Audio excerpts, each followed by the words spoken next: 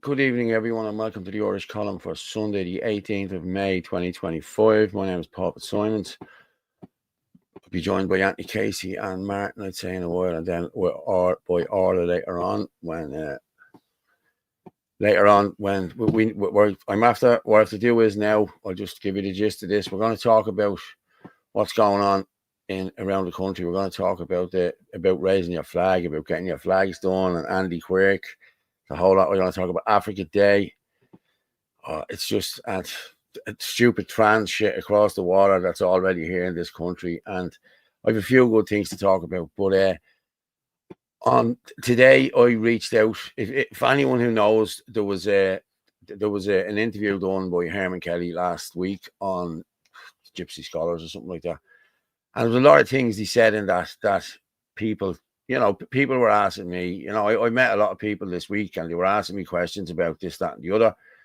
And I told them the story. I told them our story, what happened, the whole, because there seems to be just one story going out there. So I texted Herman earlier and I said, Anthony and Martin will be on the show in a while. You're more than welcome. Please come on and we'll put this to bed. We'll play your video and we'll put this to bed.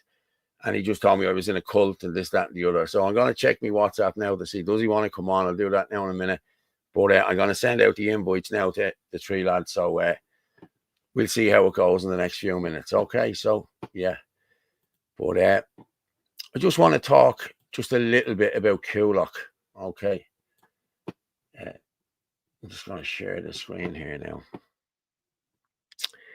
Where am I back in here? Yeah, I just want to share the screen here. This is from a newspaper article the other day. And like I was up there the other night. We played a few videos, as you're seeing. It was great up there, you know what I mean? So this is it. The Department of Justice abandons Coolock Migrant Centre plans at former Crown Paint site in the factory. Okay, so if you read down through it, a plan to house asylum seekers on the grounds has been abandoned. The Department of Justice will not proceed with the project, but sparked continuous protests and even rioting last year. It was announced. I was there. Listen, rioting. As soon as the riot police got there, that's when the rioting started. So, draw your own conclusions there, people. You know what I mean? Construction workers suffered abuse and threats by trespassers. Again, that was Barry O'Kelly planted in there to get that footage that he won the big award for. You know what I mean? He's a slime ball. I swear to God, he's a slime ball. But this was all a setup from the word go. They knew when they were going in there the whole lot. Like, you know what I mean? But what happened was people have been there relentless all the time, and it's been brilliant. You know what I mean? They never left the gate. They've been there through thick and thin. Then you had other people doing other stuff behind the scenes. Then there was the court case. Then there was people donating. Then there was people looking after them from the chippers and everything. Exactly what one of the girls said the other day. Like, it was a really brilliant community effort and community spirit.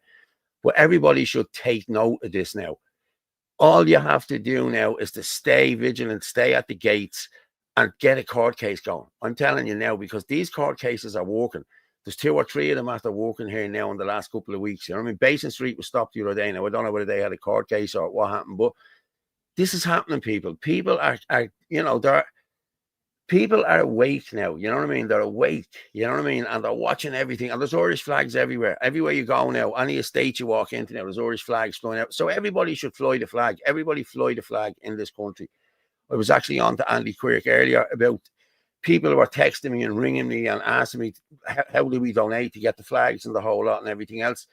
And I was talking to Andy, and Andy told me, like, the lefties crucified him last year. Like, we all asked him to set up a GoFundMe, that it wasn't really fair on him to be, that's just the way we were. We said we'll try and do it, and we promoted it a bit. He got a few quid in, and of course the lefties dived on that and gave him loads of stick. You've so much money and you're begging for this, and so he just stopped it, and he funds everything himself. But what he said, and what I think is a great idea too, what he told me was, people should just, in their areas, say that says no groups, put a few quid in together in your says no groups, you know what I mean? And buy the flags, buy the bunting, fly the flag, you know what I mean? And like, everybody in this country should have a tricolour. Everybody in this country. So if you're not in a group, just go out and buy one yourself. You can buy them, you know what I mean? You can make them up. Like, there's women that knit around the country. Buy a few flags and do the flags. Like, you know what I mean? People will buy them, you know what I mean, if needs be, you know what I mean? But that's what we need to do. But as I said, back to Coolock, like, this is a monumental case. Like, you know what I mean? This really is. Like, this is really after fecking up the Department of Justice and everything else. Like, you know what I mean? Because people power does work. As I said, there was a lot of people involved in this. I remember the first protest up there on the Tuesday. There was 3,500 people there from all the different areas and whatever else. You know what I mean? Like, when they need to come out, they come out. You know what I mean? And then the day of the so-called riots, there was thousands out that day as well. You know what I mean? So, listen, people power. Get out there and do what you have to do. Okay. But yeah, I'll drop that back down there now. So yeah, that's what I'm hoping everyone do. Just buy your own flags and your groups, the whole lot, and do it. But as I said, that's a monumental case, and I might get Alan on one of the nights. I think the court case is next. Is the 28th, I think. I'm not sure now, to be honest. There's loads of comments there. I'm on my Sweeney now at the minute, so I actually didn't send this to Orla, so I'll send it to her now. Just bear with me. And geez, there's loads of stuff coming in through the WhatsApp as well, guys. So yeah, so keep sending it in. You know what I mean? I pulled down a few of the videos from the WhatsApp as well. Ferg's gonna send me in something. Is that Leon? I've done it. I have it pulled down already, Ferg. I'm gonna play that in a while. Fair play to Leon. Fair play to him. I already have it now, and I read out that what you want me to read out as well, Ferg. 20 minutes, Ferg. It's very long, mate. It's very long. You know what I mean? I know. We'll see. We'll see in a while. We'll see how much. We'll see, Ferg. Leave it with me. Good evening, Paul. Good evening. Yeah, I haven't sent out any invites yet. I'm going to check my phone now to see. I have them ready to go there now. So I don't want to have people in and some people not in. You know what I mean? So that's where we are on this one. You know what I mean? So hang on, I'll just stop sharing that there. Oh, I have Mr. Murphy here. Oh, Mark, how are you? I'm going to send out them. How's things? How are you? All good, all good. Brilliant, brilliant. That's what I like to hear. The old good weather has everyone in good form, hasn't it? The sunshine makes everything really easier. Brilliant. Makes everything easier. I'll just send that to myself so I can send it on. Yeah, but we're just talking about Coolock there, how monumental of a case it is. Brilliant. Listen, Paul, well done to you and all involved. Listen, everybody was brilliant up there, I have to say. Yeah. I know people fell out with people and everything else, but at the end of the day, they stuck together as a community and they got the job done. You know, they really did, and you have to hand it to them. You know what I mean? Absolutely people power fantastic. Does work, you know. Absolutely. And people power, not politician power or anything like that. It was the people that did that.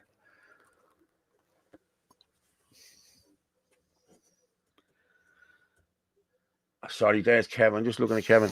They went about it wrong to get go, Paul. 3 of us given 30 seconds to grab what we could from the crushed camp. I remember that morning that happened, Kevin. It was the night after the European Championship final. Like, that's what you know what I mean? People were watching football and doing everything. They were dead worried what they were doing, like, you know what I mean? Yeah, well, look, they just all converged. Kevin was in the camp. Kevin was in the tent or whatever. He had a tent or a camp ready. He just came in with the right lads, get your shit, 30 seconds, and the bulldozer took it out of there. Yeah, listen, I know all about that. The Clonmel camp did the same thing too. The guards still owe me a fucking gas stove, by the way, that I donated to the Clonmel camp, and they fucking leveled it with my shit inside it. So yeah, seen it. But, hey, look, big win. There's Dottie there. Hey, bro. Yeah. Well done to all involved. I met Dottie there. Yeah, I met Dottie there the other day. Release our people they banged up at the Coolock protest. Compensate the people that lost their jobs through RTE propaganda. Barry O'Kelly, shame on you. Tina says hello. Thanks, Dottie. Thanks, Tina. But yeah, it's like I'm going to be honest. There's a guy in there called I won't say his name. Everyone knows who he is. But what happened was your man Paul Connolly came there last year with Antifa. They were all masked up. You probably remember it well, Martin. You know what I mean? This is what happened. And they were all masked up. They came and tried to attack the lads with their flags, refugees, welcome here. What were they expecting, like? You know what I mean? And the lads tried to take the masks off them, and your man's phone dropped. And one of the lads picked up the phone. Okay, that's exactly what happened. Nobody robbed his phone. Nobody did anything. But there's a guy sitting in Mountjoy for robbing his phone. You know what I mean? A young man. You know what I mean? Like, it's disgraceful. Like, you know what I mean? That's There's how the actually system works. videos on that phone. There was Yeah. videos on that phone showing them planning this, and in the rooms, and all the faces, and the driving license. Jesus Christ, man! If that wasn't evidence of them doing, you know, nefarious shit, what was? You know, it's disgraceful. What's he saying there, Brian? Irish lawyers matter. Stuff, Brian. Irish lawyers matter. Kulak says no, Paul. You've always been a gentleman to me and a friend. Yeah, fair play, Brian. I am. You're He's a some good boy legend, yourself, isn't he? Brian, I have to Isn't he? say. Yeah, He's fantastic. Yeah. I'm on the laptop here now. Send us another invite on WhatsApp and I'll try to jump in. I will in a few minutes. I'm just waiting. Kevin, I'm just waiting I've sent an invite away to somebody. And I'm going to run with this video first. And then I'll probably bring you in, Kevin. We'll talk more about Kulak in a while. But I'm just trying to send off this now. No, it hasn't answered me. I wasn't expecting him to answer me, but you know what I mean? But I'm going to send it anyway.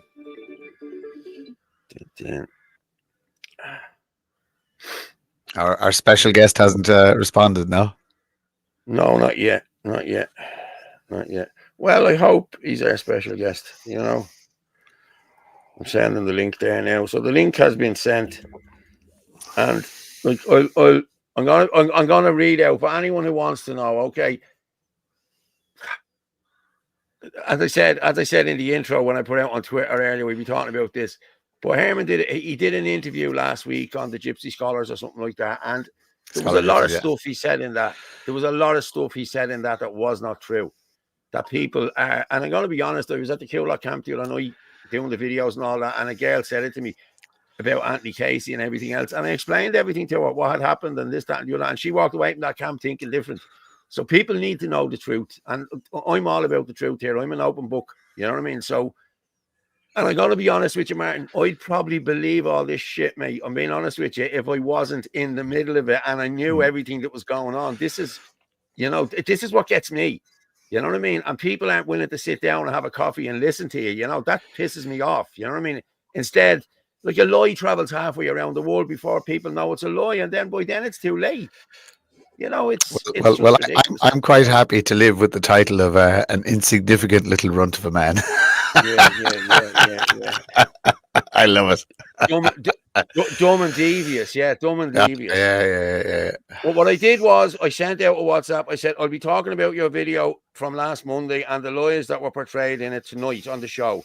Martin and Anthony will be on, and I'd like you to be there to verify everything you said and to stand by it under scrutiny. The lies need to be put to bed now for the unity talks to begin. I've spoken to lots of people this week who believe them and now they don't. Who believe the lies, like, and now they don't. You know what I mean? And I think the public should decide whether you are telling the truth or whether it's all lies. You know what happened, yet you spun lies to make us look bad. I will send you the link at 9 p.m. Can you please verify if you can come on to put this to bed once and for all? The lies and slander has to stop now, and so as we can move forward with the committee. Thanks. And he sent me back a video of him doing whatever and said, you're with the carpetbaggers now, dumb and devious. So I've sent the link. The link has been sent out, you know. It's but it's just, Martin, the amount of people that believe this shit is unnatural. I'm not messing, mate. Doesn't matter. Doesn't matter. Yeah. Truth always comes out. The truth always comes out. Yeah, the truth does always come out. Yeah. And you know what? I don't have to ring people to spin lies. Anthony doesn't have to ring people to spin lies. You don't have to ring people to spin lies. Whereas they're never off their phone. They're ringing people left, right, and center. Do you know Martin did this? Do you know Anthony did this? Do you know Paul did this? Yeah. No. Yeah. Just it'd be great if you came on. I'd love to just put it to bed. Just say, Herman, I think you're a cunt.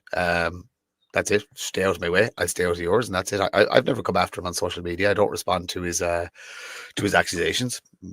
People can make their own minds up. I'm not here to tell anybody what to do. The man lied about me. I'll never forgive him for that. And that's it. Everything else he's done is the actions of a a child essentially. It's childish, petty, spiteful playground stuff. I'm here to offer solutions.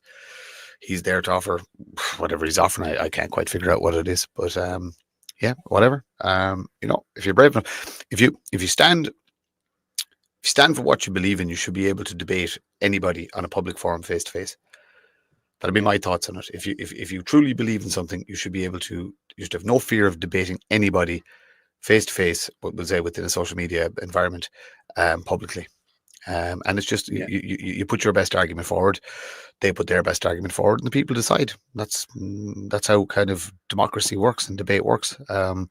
Anybody not willing to do that. Irish Freedom Party Cork. I worked for Ireland First. That's news to me. Hence my final statement in regards to Herman Kelly. Okay, I think I have that statement there. I'm going to send that on there now in the next few minutes, and I'll pull that up and talk about that. Freedom Party Cork. But yeah, it's just annoying. You know what I mean? It really is. Like, that's funny though as well. I mean, I know it's annoying, and poor Orla has had to go through an awful lot of crap and stuff like that. But it's very unfair on her. But look, at the end of the day, it's good people can see him for what he is. It's good that people can see what he's like. And the only question you have to ask is that somebody you want as a leader? Because we've got 270 something of them in the Dáil already of that exact personality type. You know, that's what we have. So he's well suited for that life. But Irish people, is that what you want as a leader? That's a question you need to ask yourself. Yeah. I had a rough weekend. I'm a small bit hoarse. Yeah. I was with the kids were over with me there. We had a match out in Balbriggan today. Hence more colour. You know what I mean? So yeah. Yeah, you're getting. You want to be careful, Paul, because you're going to get hit with a fucking deportation order. I'm going in there and I'm going to just go no English. Well, yeah, and get a gaff. You get a gaff. Yeah, you get a gaff for a couple of years, but be careful because we will send you home. Yeah. I am home. This is where home. Where do you want to go? Turkey, is it? Oh Jesus, yeah. I wouldn't mind being in Turkey now. I tell you, bit of crack over there. I started my holidays yesterday. This time last year, and yesterday was my wedding anniversary. Even though I'm not married anymore, it was still my wedding anniversary. So yeah, Marie, you're watching. But yeah. If you want to do the match.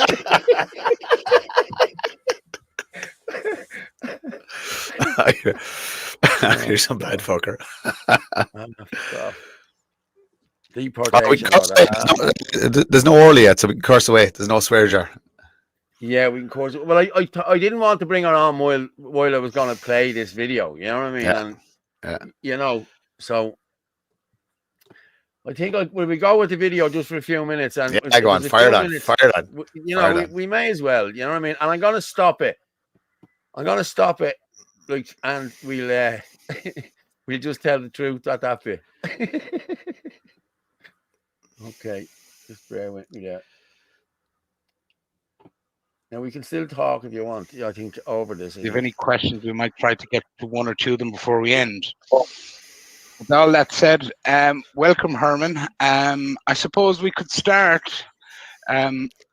Just our conversation today is what is going on with the Irish Freedom Party? Are you still the president of the Irish Freedom Party? That's a difficult.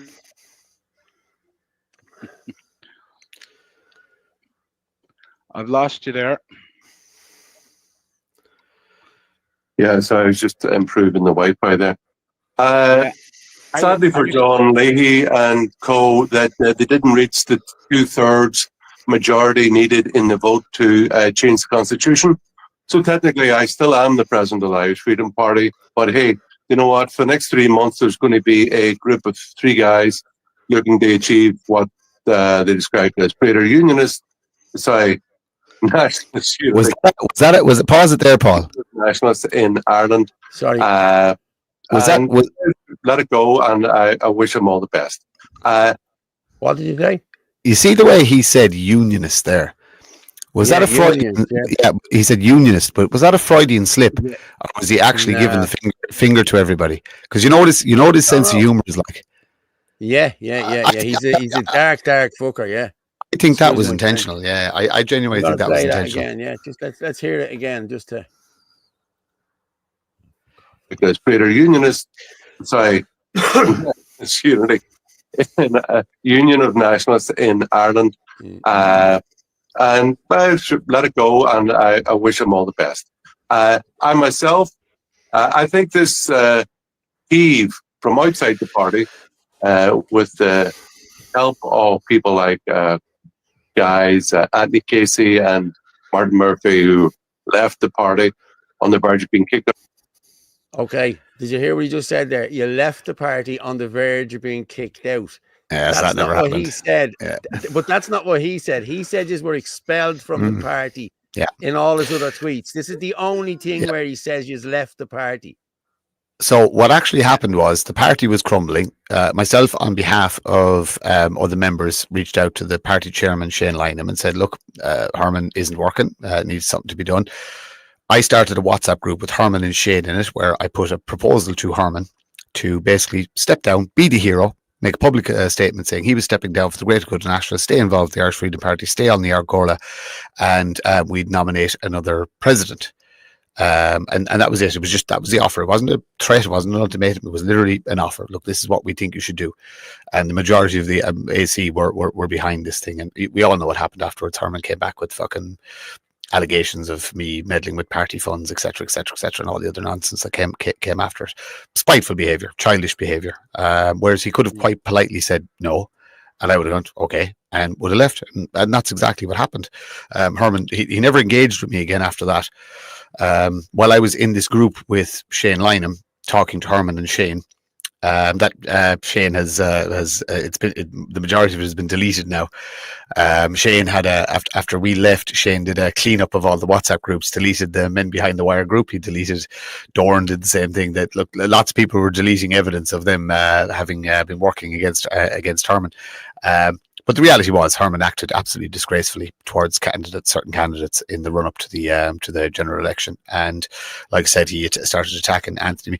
The funny thing is, Herman's attacks started after I was on a space, and Anthony was on the same space where Justin Barrett was on it as well. And Justin and myself got into a conversation about the future of Ireland, etc. And Justin said, after kind of a back and forth, that because he was saying that the elections were a waste of time and this, that, and the other. But at the end of the conversation, Justin said that actually, if he was living in Herman's area, he would actually vote for Herman Kelly, even though the guys don't get on as a nationalist candidate. And I actually personally think that broke Herman on the inside, and I don't think he's ever been able to recover it, because the attack started the day after that, the very, very day after that. And you know what went on. It was ridiculous. I asked Herman Kelly straight out in a private message, is this a dictatorship? And his answer was yes. And that was it for me. I was done after that, because look, I don't want. I believe in democracy. I don't want to work for a dictator. But the funny thing is, we left, and we're gone. We've nothing to do with IFP since we left after the election. Yet the attacks have not stopped. We have nothing to do with the party whatsoever. He's like a scorned fucking wife or something like that. It's bizarre behaviour, and not becoming of any sort of leader that you'd want running the country. The notion that myself and Anthony are somehow running Michael Leahy. I haven't actually spoke to Michael Leahy since I left the party. The last time I met Michael, the first time I met Michael since I left the party was actually at the protest in Dublin. I went over and shook his hand, big smile. Two of us said, well, how are you doing? Smiled at each other, said hello, and I moved on. Michael's a fantastic man. And Owen, I think I spoke to twice since we left, through WhatsApp messages, and that's it. So the notion that we're somehow controlling something it's bizarre, but it smacks of an individual who's under so much pressure, realizes he fucked it all up, and does not have the maturity or comprehension to actually be able to try and build it back. He just knows childish tantrums and lashing out, and it's kind of to be honest, it's a bit sad. It is a bit sad, because I had huge respect for Herman. I really did. I thought Herman was.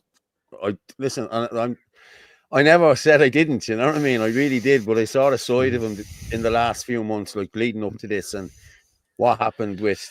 Listen, it just. We'll play this again for another minute or two, okay? And we'll come back and talk about. We'll stop it again in a minute because it does lots of stuff about you. And someone just said in there, right, we're over this. Can we please stop this? We'll stop this when the truth comes out. That's when we'll stop this, because it's my name, it's Martin's name, it's Anthony's name who was coming, is getting dragged through the mud on this, that we're this and we're that and we're this. We're none of them things. And this is what we're trying to say here tonight. And if Herman, come on, Herman, and deny it, or you tell us. He's been invited. Yeah, he's been invited to come on. And the offer is, Paul, as I messaged you earlier on today, the deal is that if he comes on, it's just bury the hatchet, just accept the fact that we're on different paths, different roles, put it all to bed, make an agreement that if you don't like someone, just ignore them, move on, and just stay out of each other's lane. And I've done that with other people. I'm quite happy to do it here as well. But he has to come on and say that face to face in front of the public that, yeah, he's putting it to bed as well, and he'll go his way, etc., etc., etc. But there's no stones been thrown from our side. No, there's not. Let's go here with the party in December of last year, former members of the Irish Freedom Party, and they have gone through various groups, nationalist groups in Ireland over the last year. Be that first, it was Shinadina Media, which was started by Eamon Murphy. Then they came into the Irish Freedom Party. They disrupted that. They tried to either bring it. Okay, so what he's saying there is that Shinadina was formed before you came into the Irish Freedom Party. That's a lie. Yeah, that's a lie. And Shinadina Media, and Shinadina Media has nothing to do with Shinadina. Shinadina Media was started by a guy called Eamon John J. Murphy as a company. So Shinadina, the concept of it came about. There was a group of 12 or so individuals in a WhatsApp group that met together. It was mainly Tipperary people. They basically, we threw some ideas around. Anthony and Shane Smith came up with the idea of Shinadina Minogue for the plant or undercover operative that is Eamon John J. Murphy. Said for protection we should set it up as a company, and everybody said okay. He asked for everybody's PPS numbers and forms of ID and stuff like that, and he did set it up as a company with himself as 90% director, and that was Shinadina Media. He then turned into an authoritarian and started trying to issue people. I mean, this is the problem. He was trying to issue a room full of alphas with written warnings and all this kind of nonsense. Like, and the fact that he didn't realize he was in a room full of alphas tells you he's not a fucking alpha. So that was fine. So the entire room just went bye-bye and moved and started another room. So every single person that was in Shinadina just created another group and let him off with his Shinadina Media, and that's fine. He's technically stolen a name, but we're not getting into that. Names are irrelevant. But Shinadina is a completely organic, leaderless organization. There's a structure there. There's vetting. There's people. There's that's it and the other. It's non-political. It's just a thing. It's growing away on its own. It's absolutely fantastic. But it has absolutely nothing to do with Shinadina Media. Shinadina Media is a company that nefarious individual that most likely works for Herman or in some capacity is linked to Herman. Yeah, so look, whatever. People can make up their own minds. Shinadina is real, proper, on the ground patrols and minding your communities. Shinadina Media is a imposter. He's Walter Mitty as far as I'm concerned. That's who John Eamon J. Murphy is. He doesn't even know his own bloody real name. Yeah, he's a Walter Mitty type, not to be trusted, nefarious individual. Steer clear of him. Not good news. Again, the amount of info and dirt we have on him. Do you know what I mean? Yeah. But like we won't go into that. But that's put Shinadina to bed. Shinadina was already formed. Well, we were in the Freedom Party. That's when Shinadina was formed. Look, Herman sent Eamon down to Clonmel to spy me because it was Herman who gave this Eamon character my phone number that rang me to said, look, I was oblivious to it at the time. And you treat everybody at face value. And I introduced him to some of the Clonmel players because the Clonmel site was just ramping up at the time and the protests were just starting. But yeah, so yeah, he was sent on Herman's orders, I would say, more than likely as a spy, just to see what we were up to. But we weren't up to anything. It was a case of we were just trying to get a says no movement going in Clonmel. Yeah, that was it. So hang on, we move on. It gets better. Down or take it over, and they're still at that, of course. And then finally they moved on to Ireland First, which is started by Derek Bly. He was a bit tired of politics, but the way that it happened and the way that Irish First members were treated was very badly by Murphy and Casey. And I don't think what has happened in Ireland First is quite over yet, because I certainly know that people like the deputy president of the party, Alec Maguire, etc., are very unhappy about what transpired in Ireland First. So I don't think that Casey and Murphy and co are out of the woods when it comes to that. So basically, they've gone through 3 different political nationalist groups in Ireland, and they've tried to either overtake them or bring them down. And that's still a matter in progress in the Irish Freedom Party. But I myself, I'm still a member of the Irish Freedom Party. I will remain a member of the Irish Freedom Party, and I will be helping to build up the party as best I can. Because what's that old one in quizzes? I've started, so I'll finish. I hope to increase the reach and vote of the Irish Freedom Party going forward. And the thing is, I'm very good friends, as I said, with nationalist leaders like Malachy Steenson, with Derek Bly, with Gavin Pepper. And I think this heave-ho came at the very wrong time, because just as we were getting very close, and saying, look, guys, we should all be in the same political party, because there's not a snitch of difference in our political viewpoints. They're very, very similar. And really, it would be better off not as independents or as separate political parties, but as one unified political party. And so, hey, that still may happen in the very near future. So we just have to wait and see. It's not. The thing is, life. It's not up to me. It's not. Just like what was okay in your time in the IFP, what was Herman's take on unity? Because we put this to him as well, that we had started talks and negotiations. What was Herman? Well, other than the fact he sat through the meeting making faces like a child. You won that meeting where he was making the faces and shaking his head and literally acting like an utter spoilt brat while we were discussing how we would approach and reaching other parties.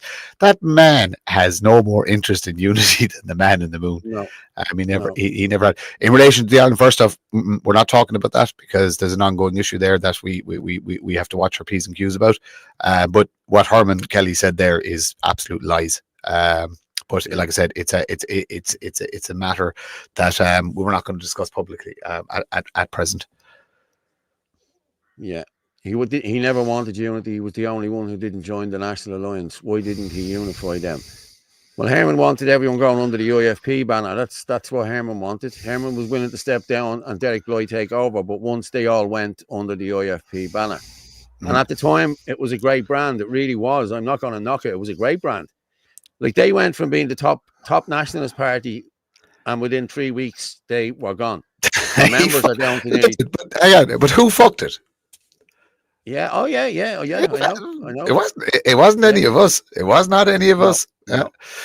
He brought fucking poor Mahari to the Ardèche, and then when the heat came on for having an African speaking as a fucking an expert on migration. When the heat came on, he fucked that poor man under the bus, and I mean fucked. And I've spoken to Harry off the fucking record. I know exactly what happened. He fucked him under the bus, and then literally spent the next couple of weeks and months shitting on all of his fucking own candidates. Just not leadership material. No management skills whatsoever. No people management skills whatsoever. I'm going to be honest, as I said to you earlier, I thought he was brilliant until I saw what had happened in Kilkenny and all the shit that went on. I'm not going to go on about that, because Orla already spoke about that a couple of weeks ago. But people in the chat there are going, what he did to Orla was disgraceful. And I will say, Orla asked him 3 times, would he step down? And he said, no, you're the candidate. 3 times. The screenshots, the text messages are there. I'm not going to start showing shit up here, but like, we have all of the documents. We have all of it. As they say in America, we have it all. We finish off this one now. Eddie O'Grady, what's Eddie saying? Anybody that can read any body language can see Herman is blatantly lying. It is more than obvious. Yeah, Herman is so popular, he was voted down 108 votes to 66, and that is the members that are left. Yeah. You know, that's probably 80% of the membership now. You know No, what I mean? you have to remember he reached out to ex-members as well.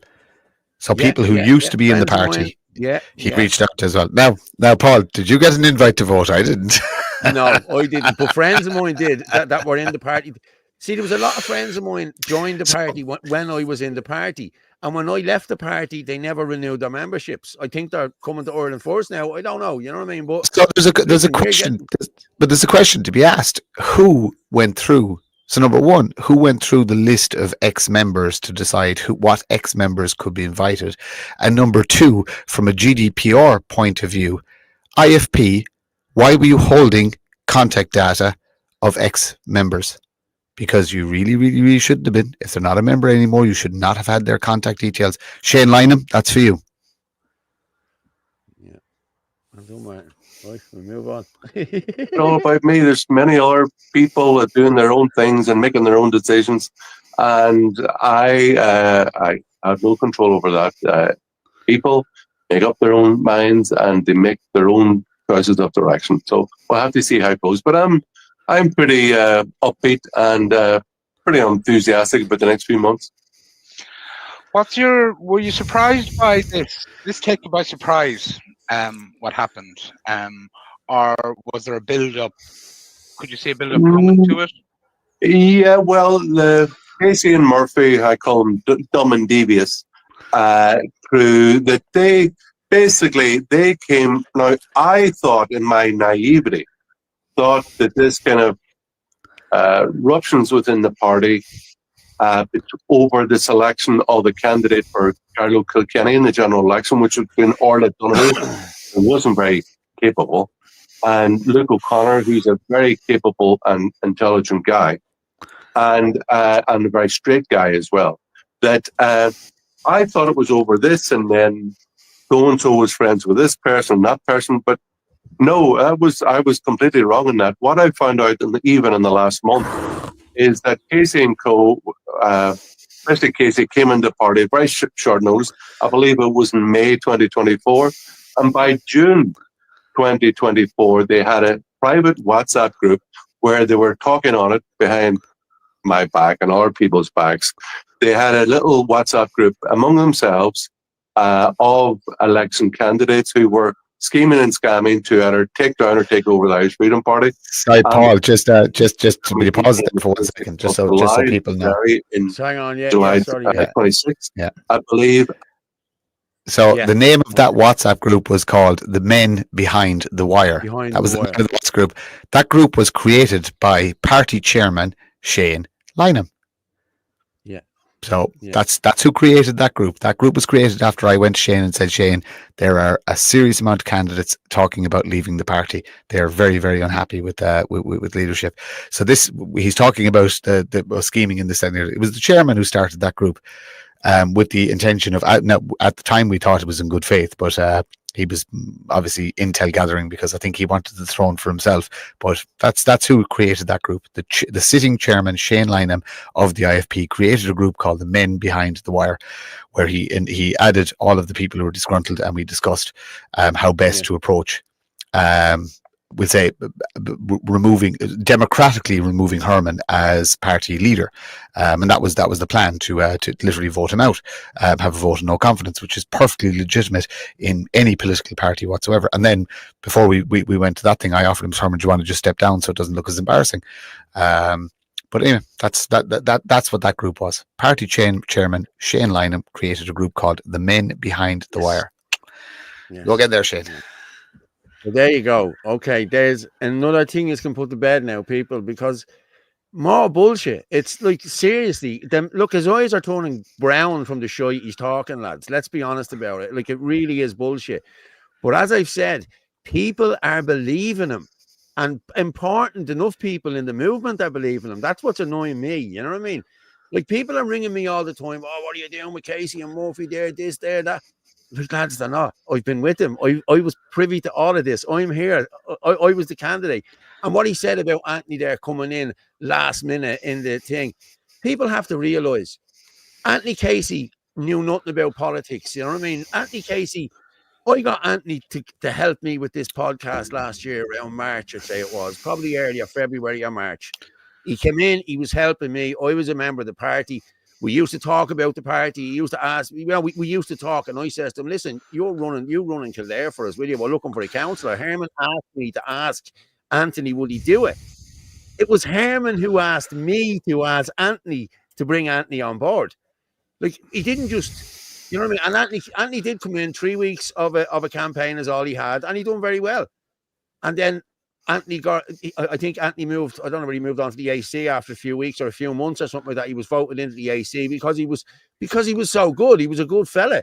They all loved him. There was nothing like Anthony Casey. Let's be honest about it. You know what I mean? That's what happened. And then when we challenged Herman's leadership, he started all this crap about Shinadina being a vigilante group, and that yous were joining another political party. You were trying to do all bullshit. None of that happened. Like, of all the things that didn't happen this year or last year, that was the one that didn't happen. You know what I mean? So he's just full of shit. You know, so I'm hoping this is putting this to bed for people. You know, like, we're up to 800 there nearly now. So, yeah. Will I continue on here for the last minute or two? So we may as well. As he said, we've started, so we'll finish. Hang on, I'll just play the rest of it. And then after the general election, they had a big heave-ho where they basically threatened that I was going to step down and nominate Casey, or they were going to do this and they were going to do that to me, and they were going to humiliate me in public and all this. And I refused. And so off they went. And but Martin Murphy, the devious character, he is pretty cocky little runt of a guy. He's a very cocky little guy, and he's put up in public that, oh yeah, well, we may have left, but we've left a number of our friends still inside the party and inside the Art Garda to do you damage. So that it was true. People like Owen O'Sullivan, etc., who were in the Art Garda until recently, were there basically working for them, and he was there as the cat's paw for Michael Leahy, the guy who put this motion out in public into various groups, etc. And of course, if it had been something just to do with the party, it would only have been circulated among party members, but it wasn't. It was put out in public. It's not personal, but of course, Michael Leahy was very happy to mention my name every time. Okay. Who was the first person who put anything out in public here? Like, seriously, like. So like your man Jerry yeah. O'Neill. Yeah. Like your man Jerry O'Neill. Why didn't he ask him these questions? You know what I mean? It was this was like a Joe Biden fucking interview. That's what it was like. I am actually going to reach out to Jerry and ask will he have myself or Anthony on just to rebut this stuff. Yeah. But the funny thing is that Herman, he went pure lefty there. He went pure victim. I literally gave him an offer. I said, you know what I mean? That look, people aren't happy with you. There's going to be a vote of no confidence. Would you rather step down, the hero, and say, just go out and say you were stepping aside temporarily for the greater good? And that's actually what I said. What I said, you can actually be the hero of this piece. Step down and say you're stepping aside for the greater good. Stay on the AC. Keep doing what you're doing. We'll just have a new face. And he never spoke to me again after that. He never ever spoke to me again after that. That was the last. That was the last message. And at the same time, in that group, while Shane was defending Herman in the group I set up with just myself, Shane and Herman, Shane was privately messaging me at the same time saying, oh, go on, keep going, keep at him. But as we realized, Shane was doing that with everybody. So Herman got played by Shane. Shane was playing Herman, and all the rest of us who actually, all we wanted to do was do what was best for Ireland. We're literally just pawns in this. The whole thing was just a cat and mouse game between Herman and Shane. I don't know if Shane just wanted the throne, or is Shane just a fuckwit who doesn't know what he wants. I genuinely don't know, but he needs to be called out as well, because he did anything no favors. The worst thing is, if Herman look, I come from a management background, right? This is what I've done for the last 25 years. I manage people. That's what I did for a living. If you have assets, you use them. I actually said it to Herman one time. He was ringing and giving me a slap in the knuckles over something I said or something like that. And I said, Herman, you just have to point me in the right direction. You just have to tell me what to do and I will get it done. It's as simple as that. That is the nature of my being. Herman did not know how to use the tools that he had in front of him. He had the best candidates, the best party, and literally, if he was a better people manager, IFP would be massive now. We wouldn't have to even think about other nationalist movements. IFP would have been the biggest nationalist movement with the best candidates, and we would have just attracted more and more people. Herman, due to poor management skills, or I believe it's actually insecurity. I believe he's very threatened by anybody he deems has potential to outshine him. And nobody was trying to outshine him. I have no interest in any of that shite, and neither does Anthony, or none of us do. We're just trying to do the very, very best we can. But he squandered. This is the killer. He squandered, regardless of what type of human being he is, and my own personal thoughts on him. He squandered possibly the best political chance Ireland had last year because of his own pettiness. And it really is as simple as that. He couldn't keep it in house. He was dissatisfied with what was going on. That's fine, because people were challenging him. Rather than keep it in house and try and manage the situation, straight away, lies and accusations publicly. And see, this is why I'll never forgive the man. He publicly accused me of something that was untrue. That the party chairman then had to issue an apology letter in relation to finances and stuff like that. And then there was loads of other accusations and nonsense and stuff like that. But I will never ever forgive that. So you know what I mean. As long as I'm not going to speak, like, this is probably the last time I'll ever speak about him publicly, and it's only a rebuttal to what he said about me. And after that, it's done and dusted. But that's what people should remember about him. Due to his own failings and flaws, he squandered the best political chance that was available to this country. And at the time, IFP was the best political chance. He ruined it. Not party members, not any outside influences. One individual destroyed it, and his name is Herman Kelly. All you have to do is look at the history of the party and look at the history of names that have gone through that party since its creation. If you look back at the names that have been in that party and the potential that party had, Dolores with the Powell, skills, Ben Gilroy, Ben Scanlon, every single one of them will tell you the reason they left was Herman Kelly. No other reason. Herman Kelly is the reason they left. So there is the problem. It's a pity. It really is a pity, because it was a fantastic brand. The concept was fine. Michael Leahy is a fantastic human being. And whatever Michael, I wish him all the success. I really hope his negotiations are successful. I really wish that man the best, because there is a true patriot of ERA and a fantastic human being. And all the others that worked behind the scenes to challenge Herman. Fair play to you. You do, regardless of whether we get on or not, you have my respect. So I do wish IFP all the best. You have to keep fighting. If you want that brand to be able to reemerge at some point, you need to oust him completely. 3 months isn't enough. You have to get rid of him completely. And the nationalist movement, my advice to the nationalist movement would be, if that man ever gets a microphone on a stage at a protest again, it should be the same chant that Sinn Féin get. He should be met with boos when he gets up on the stage, because the harm he has done to nationalism is unmeasurable, absolutely unmeasurable. Rant over. Right, we'll finish up now. I tell you, there's only a minute left, so we'll finish this minute, and that's it. We're over. And so I believe it was part of this Casey Murphy push to get, for them as two guys, to get control of the nationalist movement and their march through the various nationalist groups that we have in Ireland. But you know what? People have seen what they've been up to, and people are very unhappy. People outside the party as well are very unhappy what has transpired over the last number of months with this group of people. And I can tell you that Derek Bly, Malachy Steenson and Gavin Pepper, who rang me there on Sunday during the week as well, that they're not happy with what has transpired. So we'll have to see how this plays out. Well, you just, based on everything you said there, you made a number of claims there, and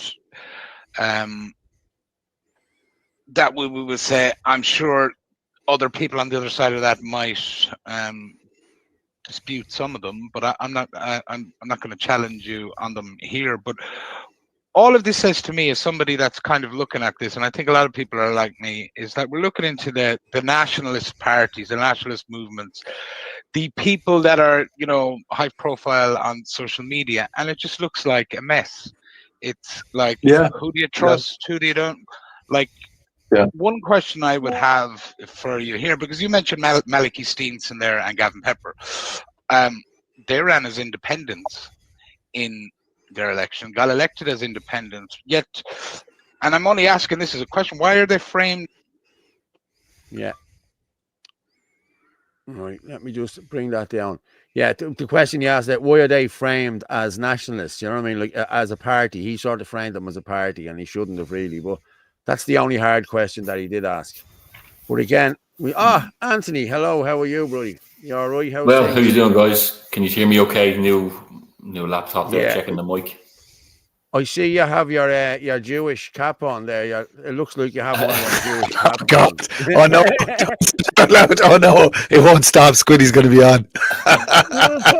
There's going to be Squiddy images all over the place. It's all right, Anthony. When it all goes grey, you look grand. You know what I mean? Yeah, it's just you're getting a few. I have a bit of catching up to do on you, you know, but we'll get there. Yeah. Good night you have.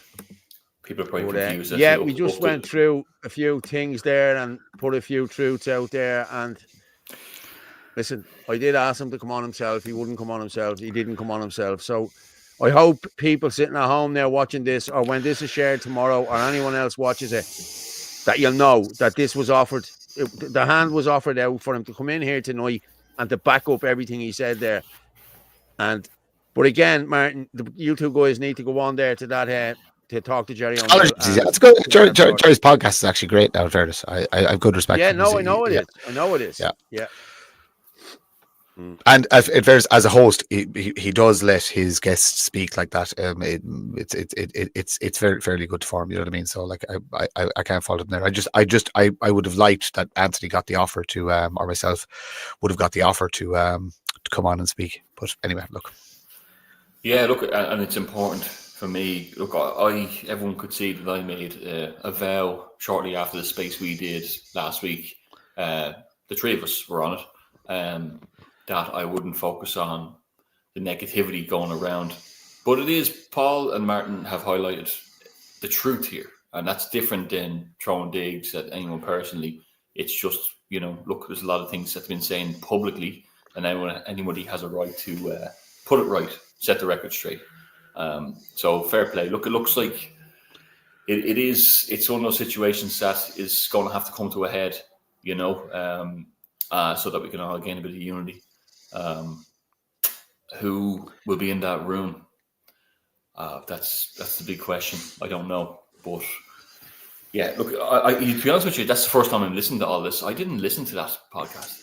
I spoke to Michael Lee during the week, and he said, did you hear such stuff? No, I don't. I don't care. There's too many little voices out there. It's not worth my time, to be honest. You see, the problem is with me, Anthony. So, the problem is with me. I know it's lies, so I have to call her out. I have to call her out. Look, that's your job. You're the host of this podcast, this show. This is the biggest national show in the country. So you're look. You pull it apart. It's live. It came out this week. You're doing the news this week. It'd be strange to omit it and not add it in. So look, no, you're dead right. You call it out as it is. I just hope that we can kind of get a bit of stability among the movement and we keep growing and building. Okay. I think the public have spoken in the comments. Yeah. Is that put to bed? Put to bed? I think it's put to bed. I think it's put to bed now. I think that's put to bed now. For anyone who had any doubts, if he was going to come on, listen, this is a controlled environment here. Like, there's nobody else going to be shouting. Like, I wouldn't let the lad shout. Everyone gets to speak here. So, listen, shame on you for not coming on, mate. You know what I mean? I think it's been put to bed now, so I think we're going to move on. What do you think? That's it. Poor Herman to the lab. Yes, I think you're right. Okay, lads, we're going to move on. What do you think of this? Africa Day today. Something good is coming my way. My way. Every day I wake up, down inside I'm getting closer, I'm closer. Anyhow that they fight with me, all the stone that they throw at me, all of them try to pull me down, they making me stronger. All the places that take me to, nothing can pull me down. Like, we're supposed to, like, this is our country. Like, just come on. Why don't you just come over here and play Irish fucking music like we have to do over there? You know what I mean? We Yeah, have to do what you want us to do. where were all the Irish people through the Africa Day celebration? Because in our St. Patrick's Day, there is numerous amounts of other ethnicities through our Paddy's Day parade. So where were all the white people? Where are all the white people at? No, but that's just it. It doesn't happen that way. You know, it doesn't happen. We know what way it happens. It's the college indoctrination model that they have now. You know, diversity and DEI above all logic. It's a disgrace. You know what? I'm trying to get my younger two kids into schools and my eldest kid into a secondary school, and I'm going around looking for a school that has no pride flags, a school that has no halal only meat. You know, that's what you have to do in Ireland. A school that's not afraid to say Christmas festival instead of winter festival.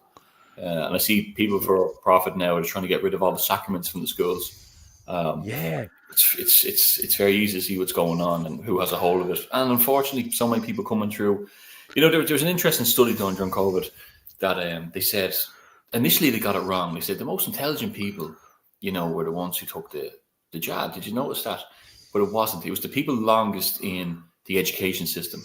And what that did is they gained the trust in these organized governmental organizations, and they were too naive to see that people would have their own interests at heart.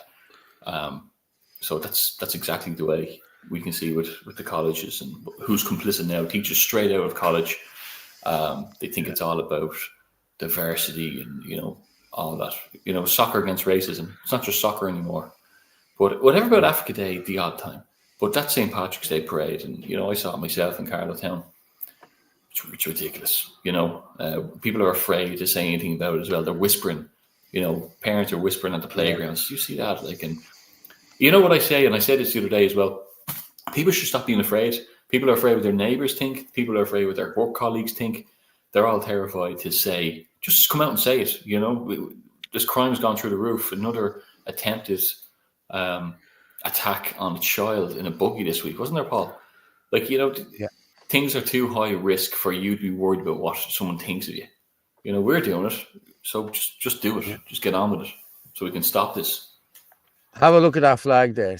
Watch this: Irish, English, Irish, British, European, American, Palestinian, Ukrainian, gay, whatever fuck that is, and the paedophile one.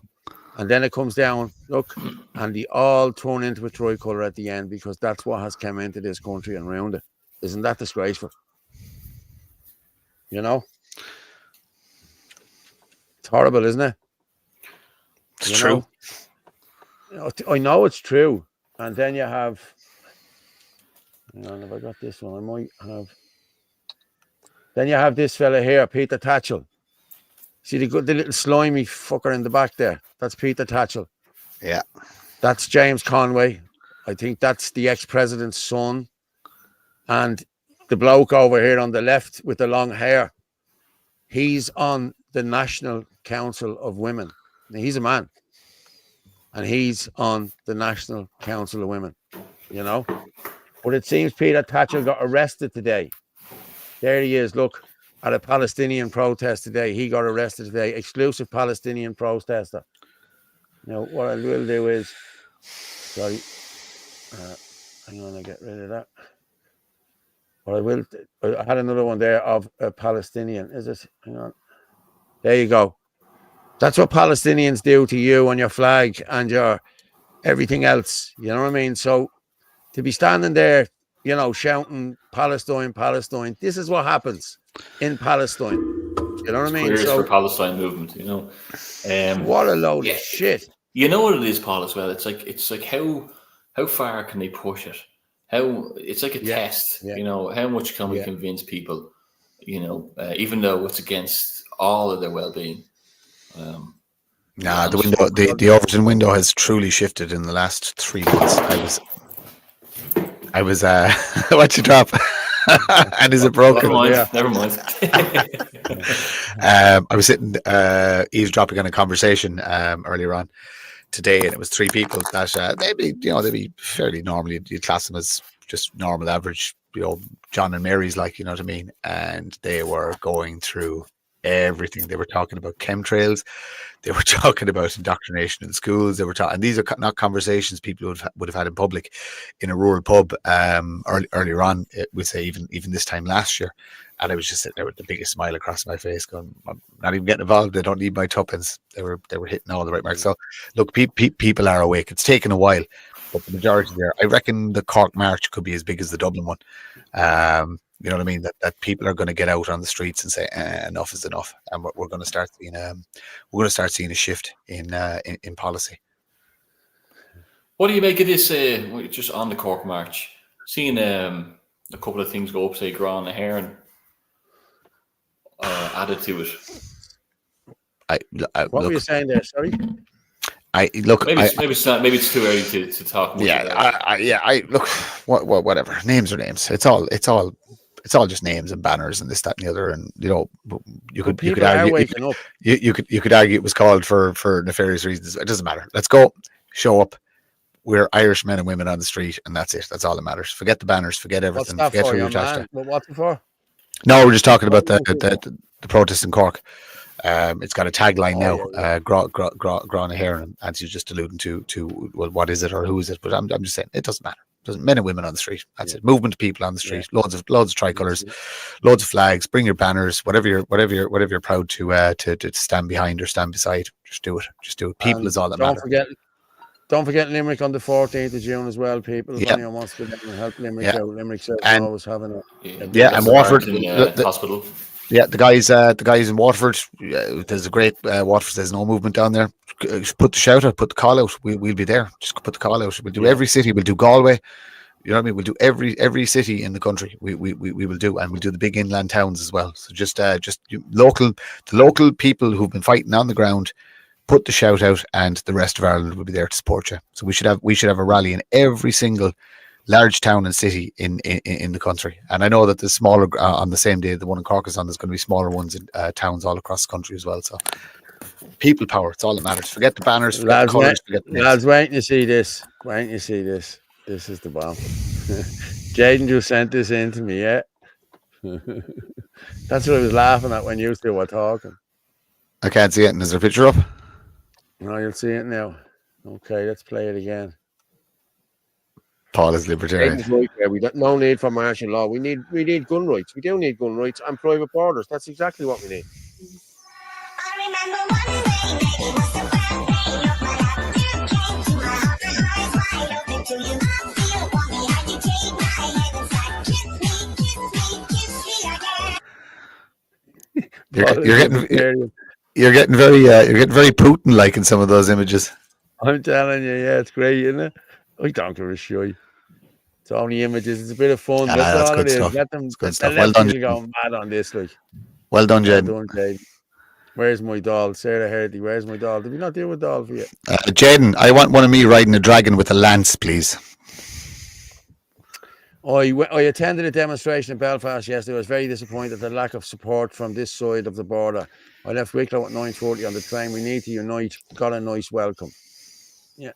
It's a lot of people won't travel down, mate. A lot of people won't go down. Listen, we can it's hard enough to get people out to protest in Dublin without getting them to travel up there. And a lot of people are Republicans and against going up there and standing with people up there. And listen, that's up to them. You know what I mean? So, yeah. So there's a lot of people won't go up. You know what I mean? So there's a lot of people still getting stick that went up last year. Like, you know what I mean? Like, I'm getting stick over going up there last year, and I didn't even go up there. So, you know, come on. You know what I mean? Look, I'm still getting stick. You know what I mean? We're all getting it. It's ridiculous. It wasn't even up there. Like, I had nothing to do with it. Okay, it was Party Cool says no, and they brought the banner up, but like, nothing to do with me. Couldn't give a shit. You know what I mean? Oh, Orla. There's Orla. I'll bring Orla up here now. Hello, Orla. How are you? Watch the numbers go up by 300 like that. Yeah. When I see you again, the amount of bad language for the first hour is absolutely disgraceful. You get a clip around the ear when I see you again. Yeah, we didn't have you on. Anthony, have you done your speech yet? I'm ready for you. What is it? The kitchen roll.